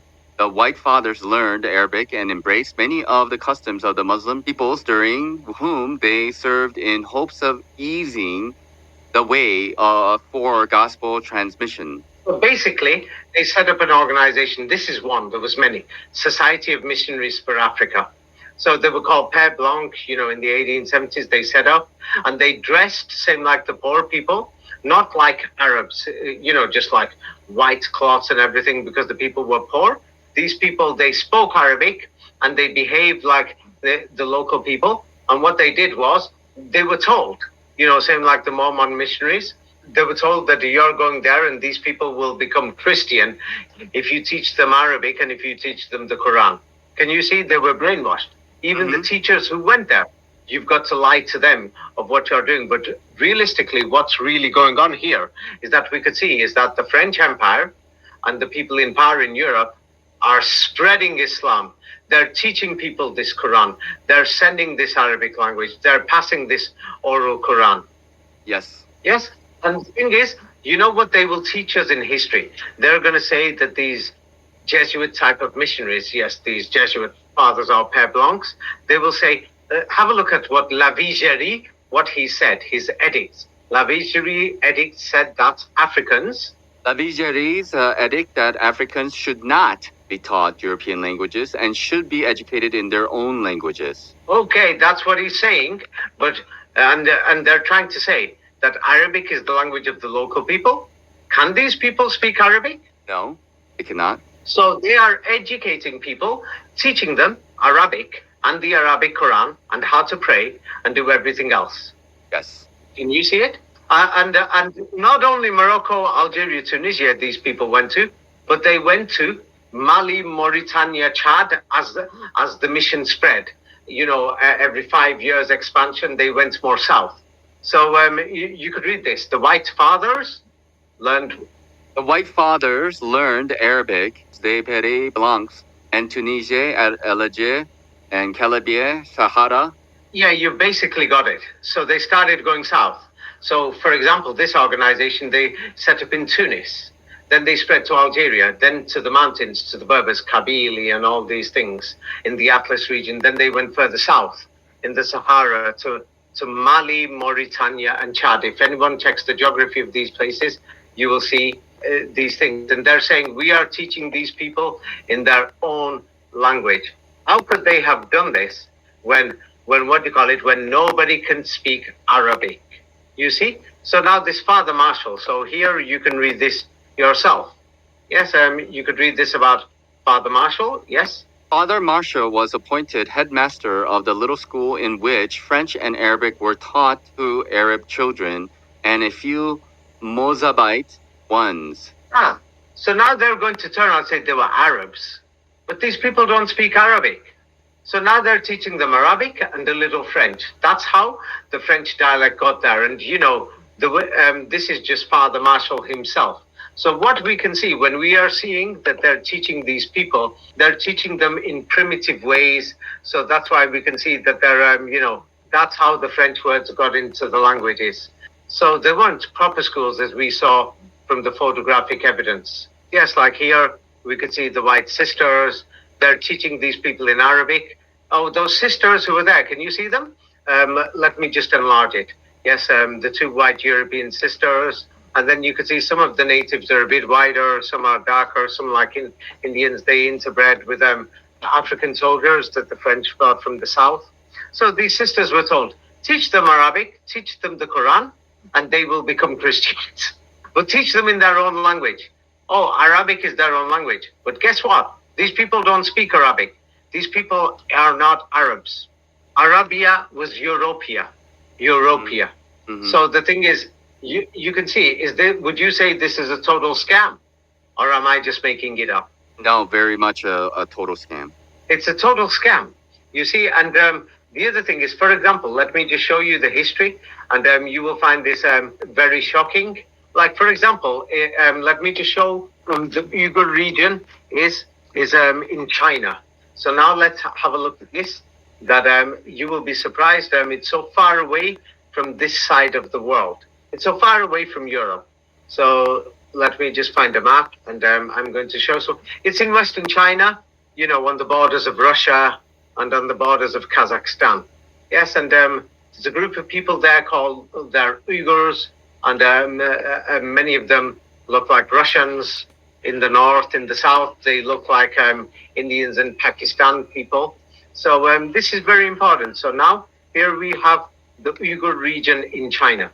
And so when we look at the official history, what they are going to tell us is some pathetic garbage. This is what they tell us about the Uyghurs. In fact, you could read this yourself. The Church of the East. Church of the East, commonly known as Nestorians, reached Central Asia, Mongolia, and China by the 7th century CE. The Turpan texts dating to the 9th and 10th centuries include translations of Christian sacred texts into several languages, including Christian Old Turkic. The tribe of the Hurrites was known to be predominantly Christian from the 11th century and to the time of Genghis Khan. Likewise, the Naiman and Ongug tribes were evangelized from the 11th century. The Uyghur people were later Islamist. Okay. So they're basically saying the Uyghur people and other people in that region, that they've got ancient texts and they became Christians, and then they became Muslim later. So now the strange thing is nobody can find any Christians in the entire region over there until these Christians mysteriously turned up. You could read from the second paragraph. I'll read the first. So they give a list of names of European teachers who went to Uyghur area. Some people call it Uyghuristan, or it's in Central Asia. We've got Magnus Backlund, Nels Frederick Hodger, Father Hendricks, Joseph Masser, Anna something, Albert, Gustav, Stina, John, Gosta, and all these other people went. And then we've got an Uyghur convert. And these people studied the Uyghur language. Well, they say they studied them. And then they wrote works in the Uyghur language. And then they say a Turkish convert to Christianity. They went to China to spread Christianity to the Uyghurs. Now you could read the next paragraph. What happened? There were several hundred Uyghur Muslims converted to Christianity by the Swedes. Imprisonment and executions were inflicted upon Uyghur Christians, converts, and after refusing to give up his Christian religion, and the Uyghur convert Habil was executed in 1933, ultimately in 1938. Okay, he basically got the message that there was basically no Christians there until these missionaries arrived. And when we check the evidence, we can see, these missionaries, because they got funding from colonial empires. So here we have Swedish missionaries who went from India through the East India Company territories and from the principalities. And what did they do? You could read this. Fast forward to the late 19th and early 20th century, when Swedish missionaries traveled over the mountains from India to set up schools and medical clinics in the south of East Turkestan, as it was known in those days, and began to win the trust and support of many of the community. So they're going there, they're being charitable and nice, and then they set up these schools. And then these people mysteriously became Christians. So in a similar way, we will find how many people became Christians in many other parts of the world. And in this picture, you can see the Christian missionary with the hat on in the back, and then other people. So, and the thing is, yes, they mysteriously, same like other places. Yeah. What type of children were in this school who became Christians? You could read at the bottom of the picture, Uyghur children. Uyghur children living in the Yurken orphanage. They were orphans. So, of course, if you've got an orphan, you could teach them whatever you wish. Yep. You see? Yeah, so that's what was really going on. It was the reality. Yes, but of course, they're going to tell us, there was a Christian community for centuries. We found historical documents, manuscripts, this, that, Chinese documents, Turkic documents, and all this to prove the ancient Turkish language and all these other things, the ancient Turkic, Arabic, and all these other things. Now, when we look more, let's go back to Morocco, Algeria, and Tunisia. In the same way, they spread Islam and these other things. So, of course, they're going to give us a bit of bogus history here. And the early 19th century, a lot of it has got fake history. But they say the Convention of Beaumont had marked the surrender of Algeria's day in 1830 and assured that the French would guarantee the right to Islamic practice in 1830. That's what the documents show. But there is evidence to show these documents are a forgery, because we can't seem to find the Quran or the Arabic language or this Arabic alphabet or the design of anything Arabic there with these people until the French arrived. It was after them. And then it didn't even pick up very well until the 20th century. It's like we've only got a handful of people only at the beginning of the 20th century who had become like, who'd got to know this Arabic. It was like the elites and all these other people. And the masonry of this current Arabic alphabet, it's not the same as the Arabic that was used in Osmanli Arabic or in Northern Europe. And a lot of it has been Masonically designed and invented. This is more in my book, 33 Degrees and Secrets of Kabbalah. It's actually shocking what we can see in the symbols. But back to the last page, and what we see is that the Christian missionaries, many Christians wanted to bring Christianity to these people. But the colonial administrators are saying, we are going to respect indigenous languages in their religion. So, and then they're saying, we're going to teach them Islam. But the reality is, we can't seem to find Islam there whatsoever, or this Arabic language or anything, and even today. And you could read the second paragraph. The French, however, also thought to gain control over Islam. The officers of the Bureau Arab, regional administrative bureaus, which informed and advised the colonial administrators, were given complete authority over all matters touching on Islam. Yes, basically, yes. They are trying to tell us Islam was there before, so was Arabic and all these things. But the reality is, the French controlled all the matters, everything to do with Islam, the language, the customs of Islam, of how to pray in Islam and everything. That in fact, at the time, Yes, and many Algerians, these are videos, people could find them online, and many things in Algerian Post, that in the middle of the region, Morocco, Algeria, and Tunisia, that the French were spreading a type of pilgrimage for a Kaaba or a Mecca over there. And there's even, maps from colonial times, which they will say are older, and they will say, hey, there was a place there called Medina, Becca or Mecca, and things like this. So you will find this in the maps, and the place was known from these maps, Barbaria, but the French basically published these maps and other things we can see. So, and many people have said that this history is there. Same like the British on the other side, and there's Mecca, and then there was the Russians and the fall of Moscow and the other Kaaba. Yes, is more recent, and it looks like there was some type of pilgrimage that happened in Russia, for example, in northern Russia, in Volga, Bulgar, and in Moscow, and there was pilgrimage going on to Istanbul also, which was seen as a Jerusalem, and there was some type of pilgrimage by a few people going to a place called Mecca in Arabia. Yes, but these things were, and a pilgrimage somewhere in Algeria, but basically, the current Hajj system, the current Islam, and all these things, and the oral Quran in many of these territories is only up to just 200 years old. And we can't seem to find it any older. And we can find European people going there who are teaching them, this Arabic, and teaching them Islam. There is the French Quran, things like this. So that's what we can really find. Let me just show about the French Quran. I call it the French Quran, or the Warsh Quran. It's like many people don't know this about the Warsh Quran, but let's examine this Warsh Quran and compare it to the Cairo Quran. Because many people say that the Cairo Quran, yes, that was compiled under the British administration by Al-Azhar University, Lord Cromer selected the chief mufti of Al-Azhar, who selected the team and established it, that compiled the 1924 Egypt Quran. And Mufti Abdu was one of the first he selected, and then he was replaced. He was selected by Lord Cromer himself. Yes, that's a long story. I'll have to go through that some other time, but let's go through, let me see, the Tunis Quran.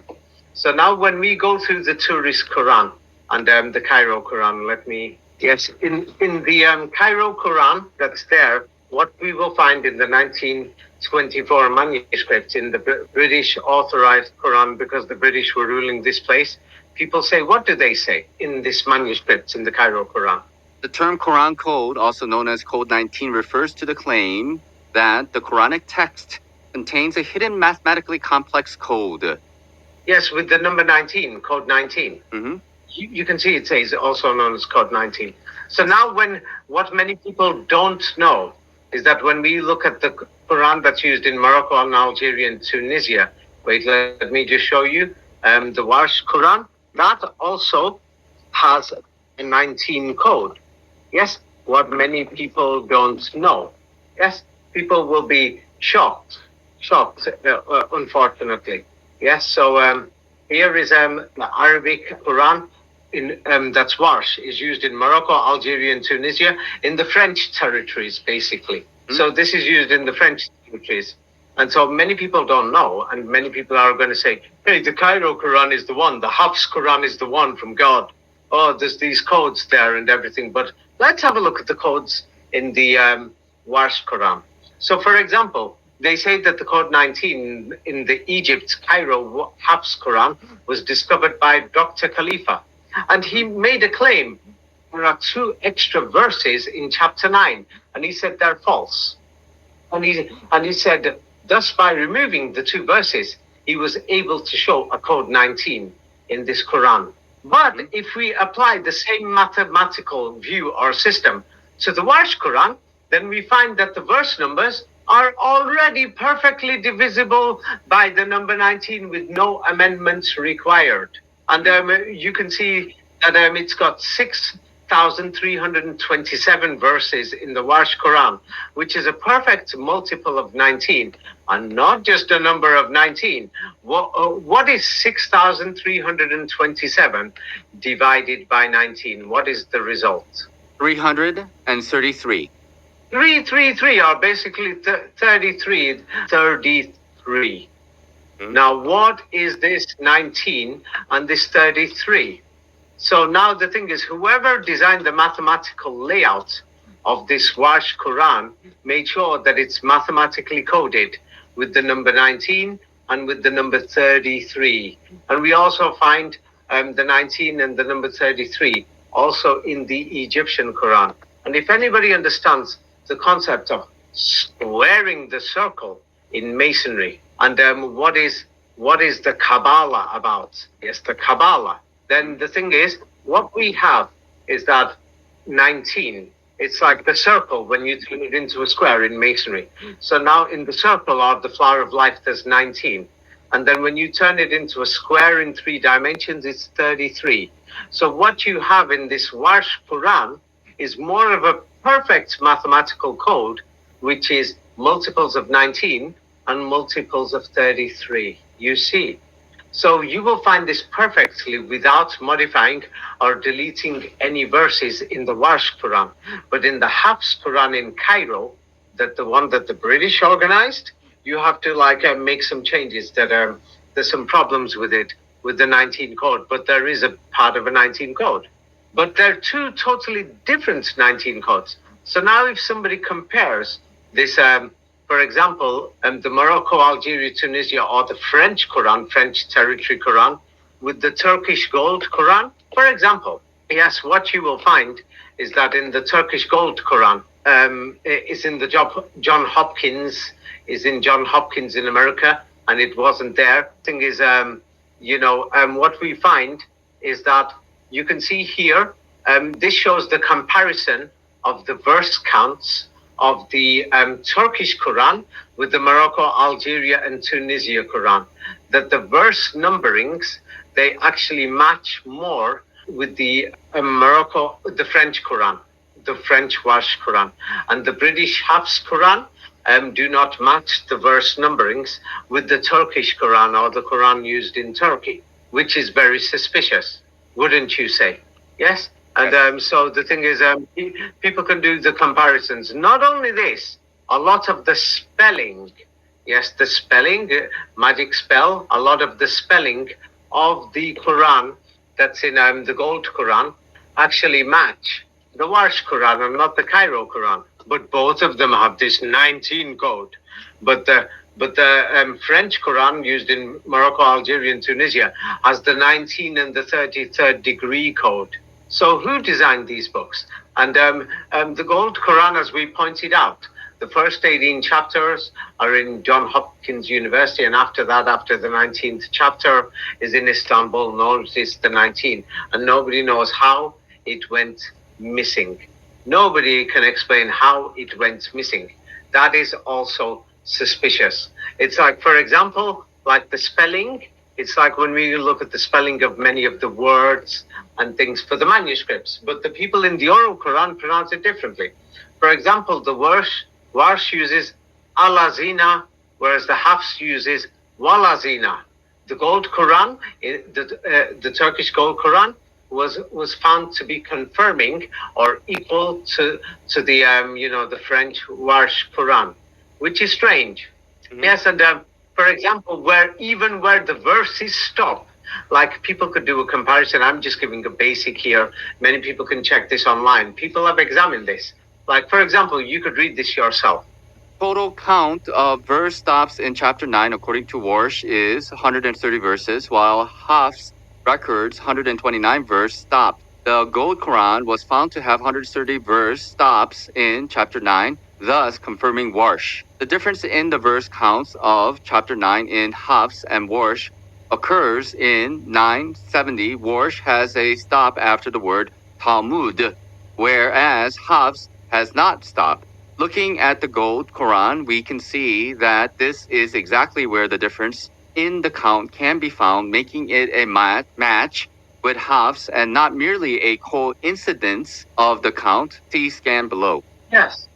So what we can see is that the Gold Quran was found to have 130 verse stops in chapter 9, for example, of the Quran, and it confirms the Warsh. So many people have confirmed these things, and they found that the Warsh Quran was more similar.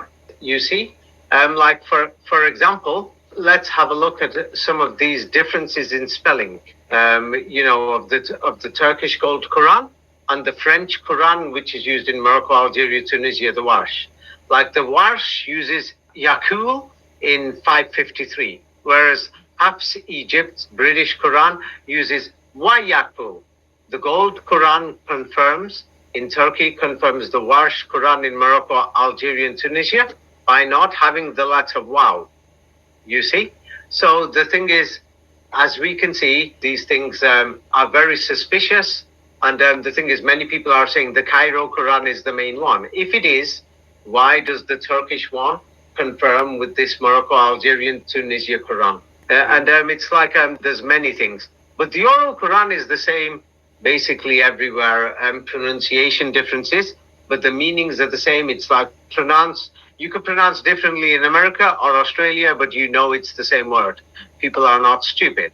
But now the suspicious thing is, why are the French teaching people the Quran? Like, for example, now, the Warsh uses Yartad in 553. The Morocco, Algeria, Tunisia, French Quran, while the British Egyptian Hafs Quran uses Yartad. The Gold Quran, the Turkish Gold Quran, is exactly the same as the Warsh Quran. It has this extra, let's say, D or Dal. So the thing is, many people have checked these things, and you can see these things like, for example, yes, so if the Cairo Quran is the main one, why is it that's only one country, Cairo, and the British rule that? And then there's, Morocco, Algeria, Tunisia were by the French, and the Ottoman Turkish, they were not occupied by the British or the French. Like, for example, one of the difference in verse counts of chapter 3 in the Morocco, Algeria, Tunisia Warsh and the Egyptian Hafs occurs in 3:1. Hafs has a stop after ALM, while Warsh does not. The Gold Quran in Turkey, the Turkish Gold Quran, confirms the Morocco, Algeria, Tunisia Warsh Quran in this regards by not having a stop. Therefore, they cannot confirm this Cairo Quran, which the British endorsed, and it was compiled and manufactured under the authority of His Majesty the King. They were in power. So we can see these things. There is some things, as we saw through the list, let's show it again, some things that does confirm the Quran, which is in Cairo, but the majority seems to confirm, the Istanbul Golden Quran seems to confirm the opposite. So you see, the Gold Quran does have a mixture to prove that the Hafs manuscript is okay, but it shows that the Warsh Quran is more correct in the written system. But they both have this code number 19, which many people didn't know, that there is a different code 19 in the Quran in Morocco, Algeria, Tunisia. This French Quran has a different code 19. And then as we can see, yes, the way that they've written the verbs in their tenses, whatever, like here, let me enlarge this. And what they've done is they translate some things as God to be a he or a we, compared to the Cairo Quran and the other one. So, and he or we or I, and things like this. And as you can see, if you have the oral Quran, you don't have these problems. But in Egypt, Quran, for example, here it says he will pay, but the Algeria, Tunisia says we will. So here it says I gave you. This one says we gave you. So the British Cairo Quran says he will admit. In the French Warsh Quran, it says we will admit. Yes, so the thing is, and then when we go further down, you can see many people have examined that the translation, the order is you must go from the oral Quran, that it has the we. for a God, or he punishes, or we, or simply this is a European concept for God is a we. So it switches around from manuscript to manuscript, but simply God is not a he or a we. And then from the oral Quran, many of the original meanings that the Jesuit fathers or the white fathers, many of the original meanings can be found. It's like, that's why I told people to go to the mosques and talk to the people, and then you will be able to trace the oral Quran, and people can check it themselves and not just say that David made this up himself. Mm-hmm. So people can check this, and they can go there. Many people can turn around and say, I remember my grandfather's father. He was being taught by one of these white fathers or Jesuit fathers in Morocco, Algeria, and Tunisia, and they learned the Quran from them, and they learned Arabic. And even to this day, nobody speaks Arabic in the Middle East. And we find a similar thing. The British opened the Arabic schools in Egypt. They were teaching Arabic, the British, the Europeans, the French, and all these other people. So what do you have to say about this history? Well, I mean, it's a total fabrication as far as I'm concerned, and a lot of programming. So what do you think now about this oral Quran in Egypt, throughout the Middle East, and in Morocco, Algeria, Tunisia, and these other places? Did they get it from their grandfather? No, they got it from the Europeans, so far as I can see. Do these local people speak Arabic? No, they do not. Where did they learn Arabic from? The Jesuits, the priests, and the nuns that were sent there. The white fathers, they're similar to the Jesuits. I call them Jesuit fathers. They're just another organization that was, accepted by Daddy and his friends. But it's strange. It's curious. So the thing is, why were the French teaching these people Arabic? Why were the French teaching them how to pray Islamically? Why were the French giving them clothes made in French factories? Why were they paying for all this? Why were they building mosques for people who they could have just used as slaves and peasants? They didn't need to teach them anything. They didn't need to teach them the Arabic alphabet and language or French or anything. They could have just left them there as poor people and everything. Why were many of these cities empty? Why were many people leaving Europe? All of this shows that Islam and the Quran came from Europe. And this is France today we're talking about. I spoke about what happened in Egypt with the British. That's Britain and the East India Company. Yes, next time maybe I will talk about what happened in Indonesia and that region with the Dutch and the spread of Islam. But what we can see is that the oral Quran, Europeans are spreading this. Why? And they falsified the history. They're trying to tell us, we were teaching them the Quran and Arabic so that they can become Christians. Do you believe this history? No, not at all. That's what they told us. And they told us that's what they told the teachers. Maybe that's even a lie too. But what is strange is, how did the Europeans already know Arabic? How did they know the Quran? Now, what does that tell you? The people came from China? Arabic came from China, or where? Europa. Arabic clearly came from Europa, and the Quran came from Europa. Now, there's many aspects to this. Many aspects to this. People will have to read my books. That the evidence shows that this Prophet Muhammad actually lived in Europe, and there was an original Islam there. And Professor Anatoly Fomenko has spoken about this in his books, and in my books I talk about them, and I show that original Islam was in Europe, and that the people were destroyed, and people can read my books. Jesus Christ. That shows that there was many people who had many of the concepts that are taught in the Quran were already in Europe, and the Arabic language was there, or in the book Orphan Trains, that Arabic was already in Europe, in places like Russia, Germany, and other places, Poland, France, in Orphan Trains. And they did the same. They enslaved many people, took them to the Americas, Latin America, and they removed this original Islam. The Crusades did not happen at all in Europe. The Crusades was between Muslims and the Vatican. And the white Europeans were actually Muslims, many of them. And Prophet Muhammad came from Europe. Like we did a video on Arabia. You noticed the place was naked.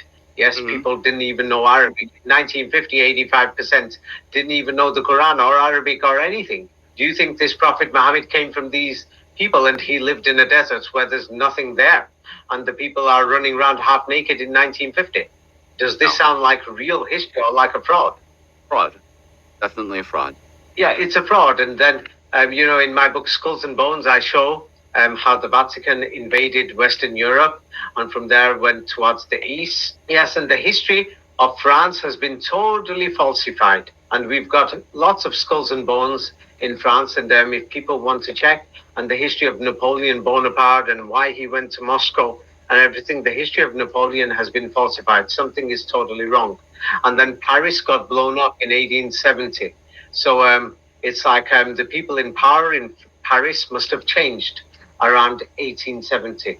And this has got something to do with why the people in power in France have been promoting Islam, have been spreading this Arabic language, have been spreading the Quran. And the thing is, more information is in my books. And then if people want to understand some of the secrets of the Kabbalah and Masonry, this is a bit more deep and advanced. It's going deep. If anybody is really interested to see how they invented these alphabets, languages, and other things and put Masonic symbols and signs in them, it's in my book, 33 Degrees and Secrets of the Kabbalah. But that's probably it. But as you could see, Morocco, Algeria, and Tunisia clearly were not Muslim. Yes, before the 19th century, and the majority of the people came from outside, from India and from the black races in Africa and from the white races in Europe. People came and they mixed together, and this is what why we have many different colors there even today. We can see this. And if people are going to ask about what about Islam in Mali, Mauritania, Chad, and Senegal, and all these other places and what's going on. Yes, we'll have to talk about Islam in West Africa next time, but that's shocking too. They've told us Islam has been there for over 1,000 years. Ancient manuscripts in Timbuktu and other places, all of that is a forgery too. And the thing is, yes, it's the Muslim audience. It's like when I spoke and showed that the forgery of Christian history, yes, many evangelists could not accept it. Yes, it was difficult. I know this is going to be difficult for you, but unfortunately, this is actual history. Yes, and it's not thousands of years ago, so you can check it. And so since the oral Quran, the original meanings of the oral Quran, yes, are still in the mosques.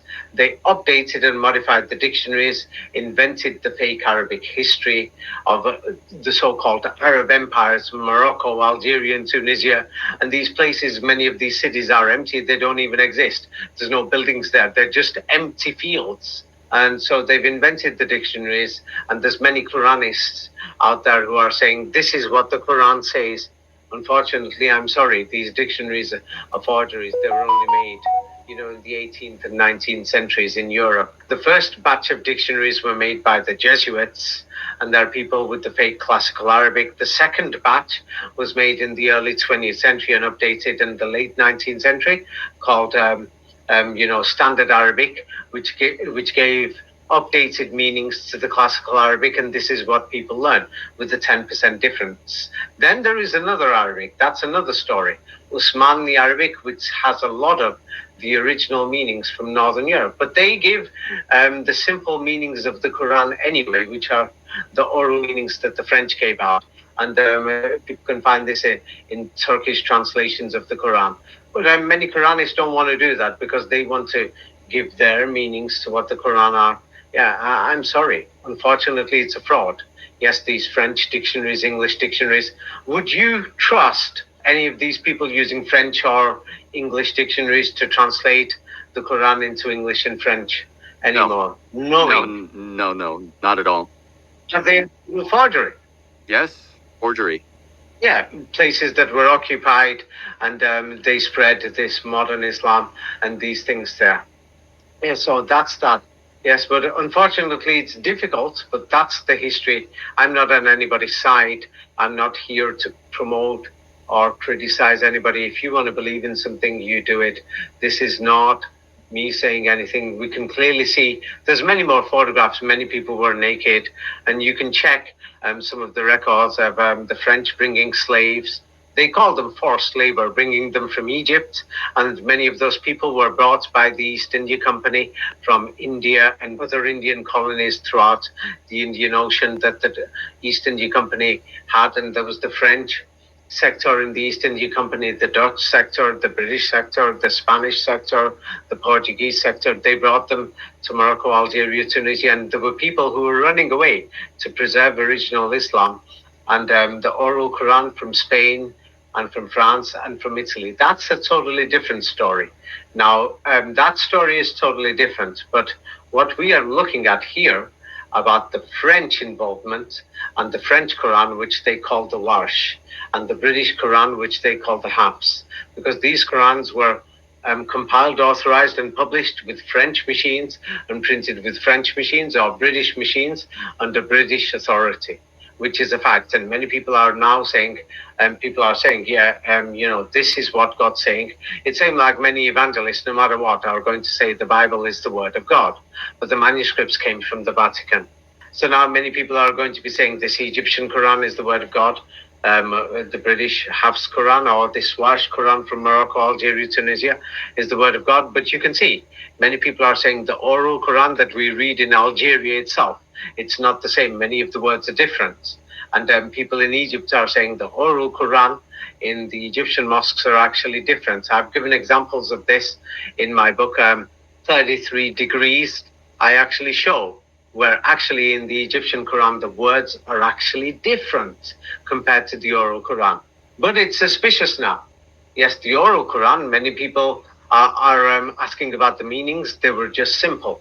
When these white fathers, I call them Jesuit fathers, and these other people in European colonial teachers are teaching them Arabic and the Quran.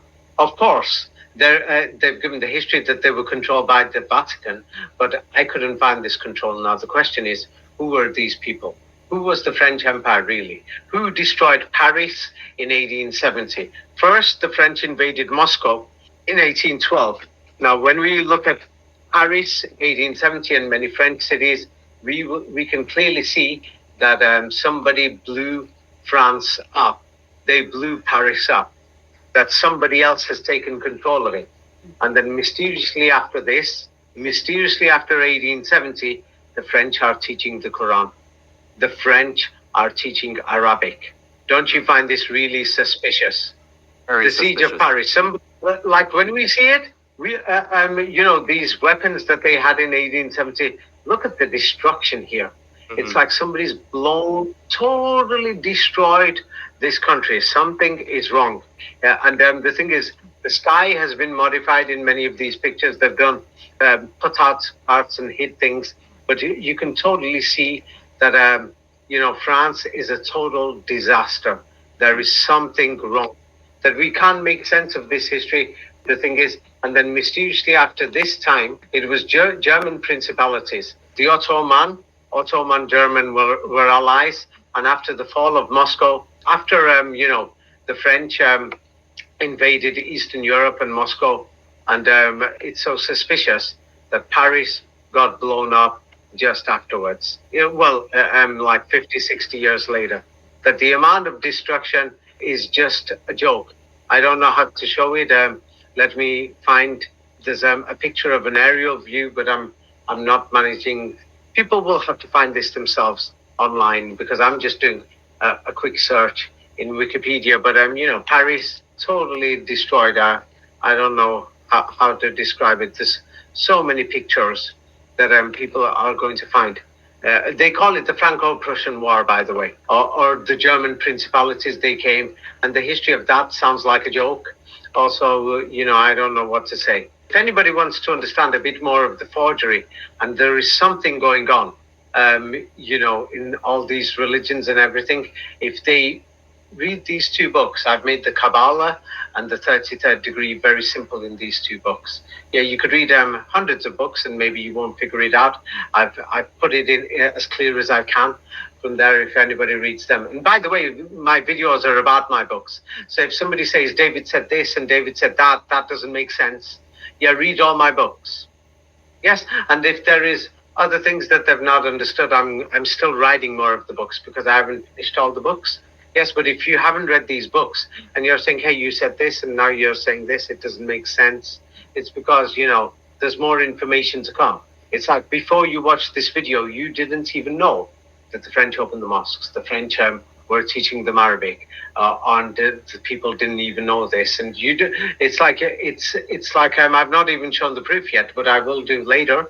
That they brought Indians to Morocco, Algeria, and Tunisia, and they interbred Indians. Can you imagine this? It seemed like it's difficult to believe, but it seemed like they brought English people to Australia. They brought Germans to Australia, Russians to Australia. Many of them were orphans, and many of the people they say convicts. We don't. It doesn't make sense. They brought them, and it's so far away. It's hard to believe, but in reality, it's true. Mm-hmm. Let's leave it at that. Or is there any more questions? No, I'm good for now. Thank you very much again for this conversation, and I'm always learning from your presentations, David. Thank you again. Yes. Okay. Yes. I wish you have a very great day ahead of you. Thank you very much.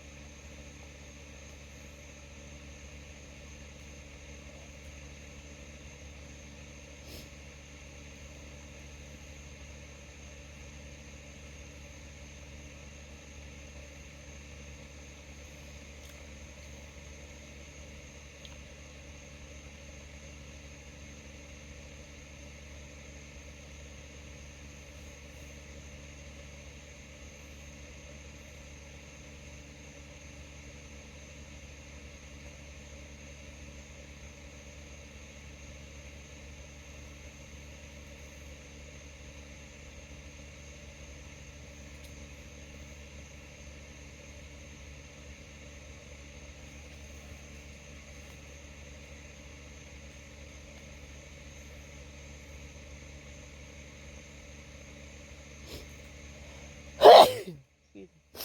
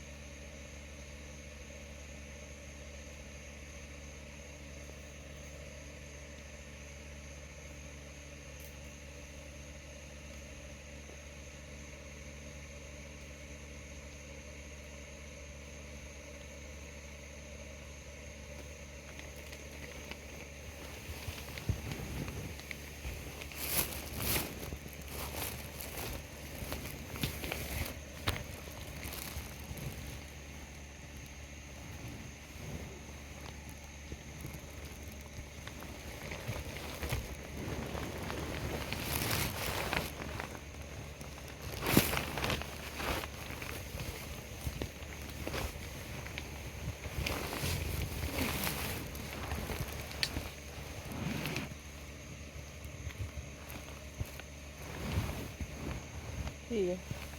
Hmm. Here. Don't burn the hole now. Don't burn no hole now.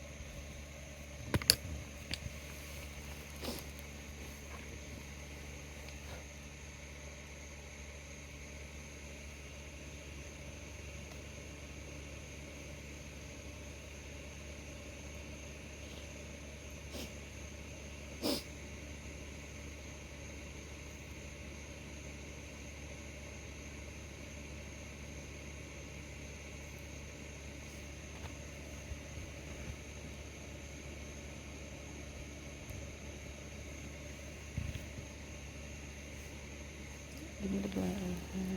Smoke it.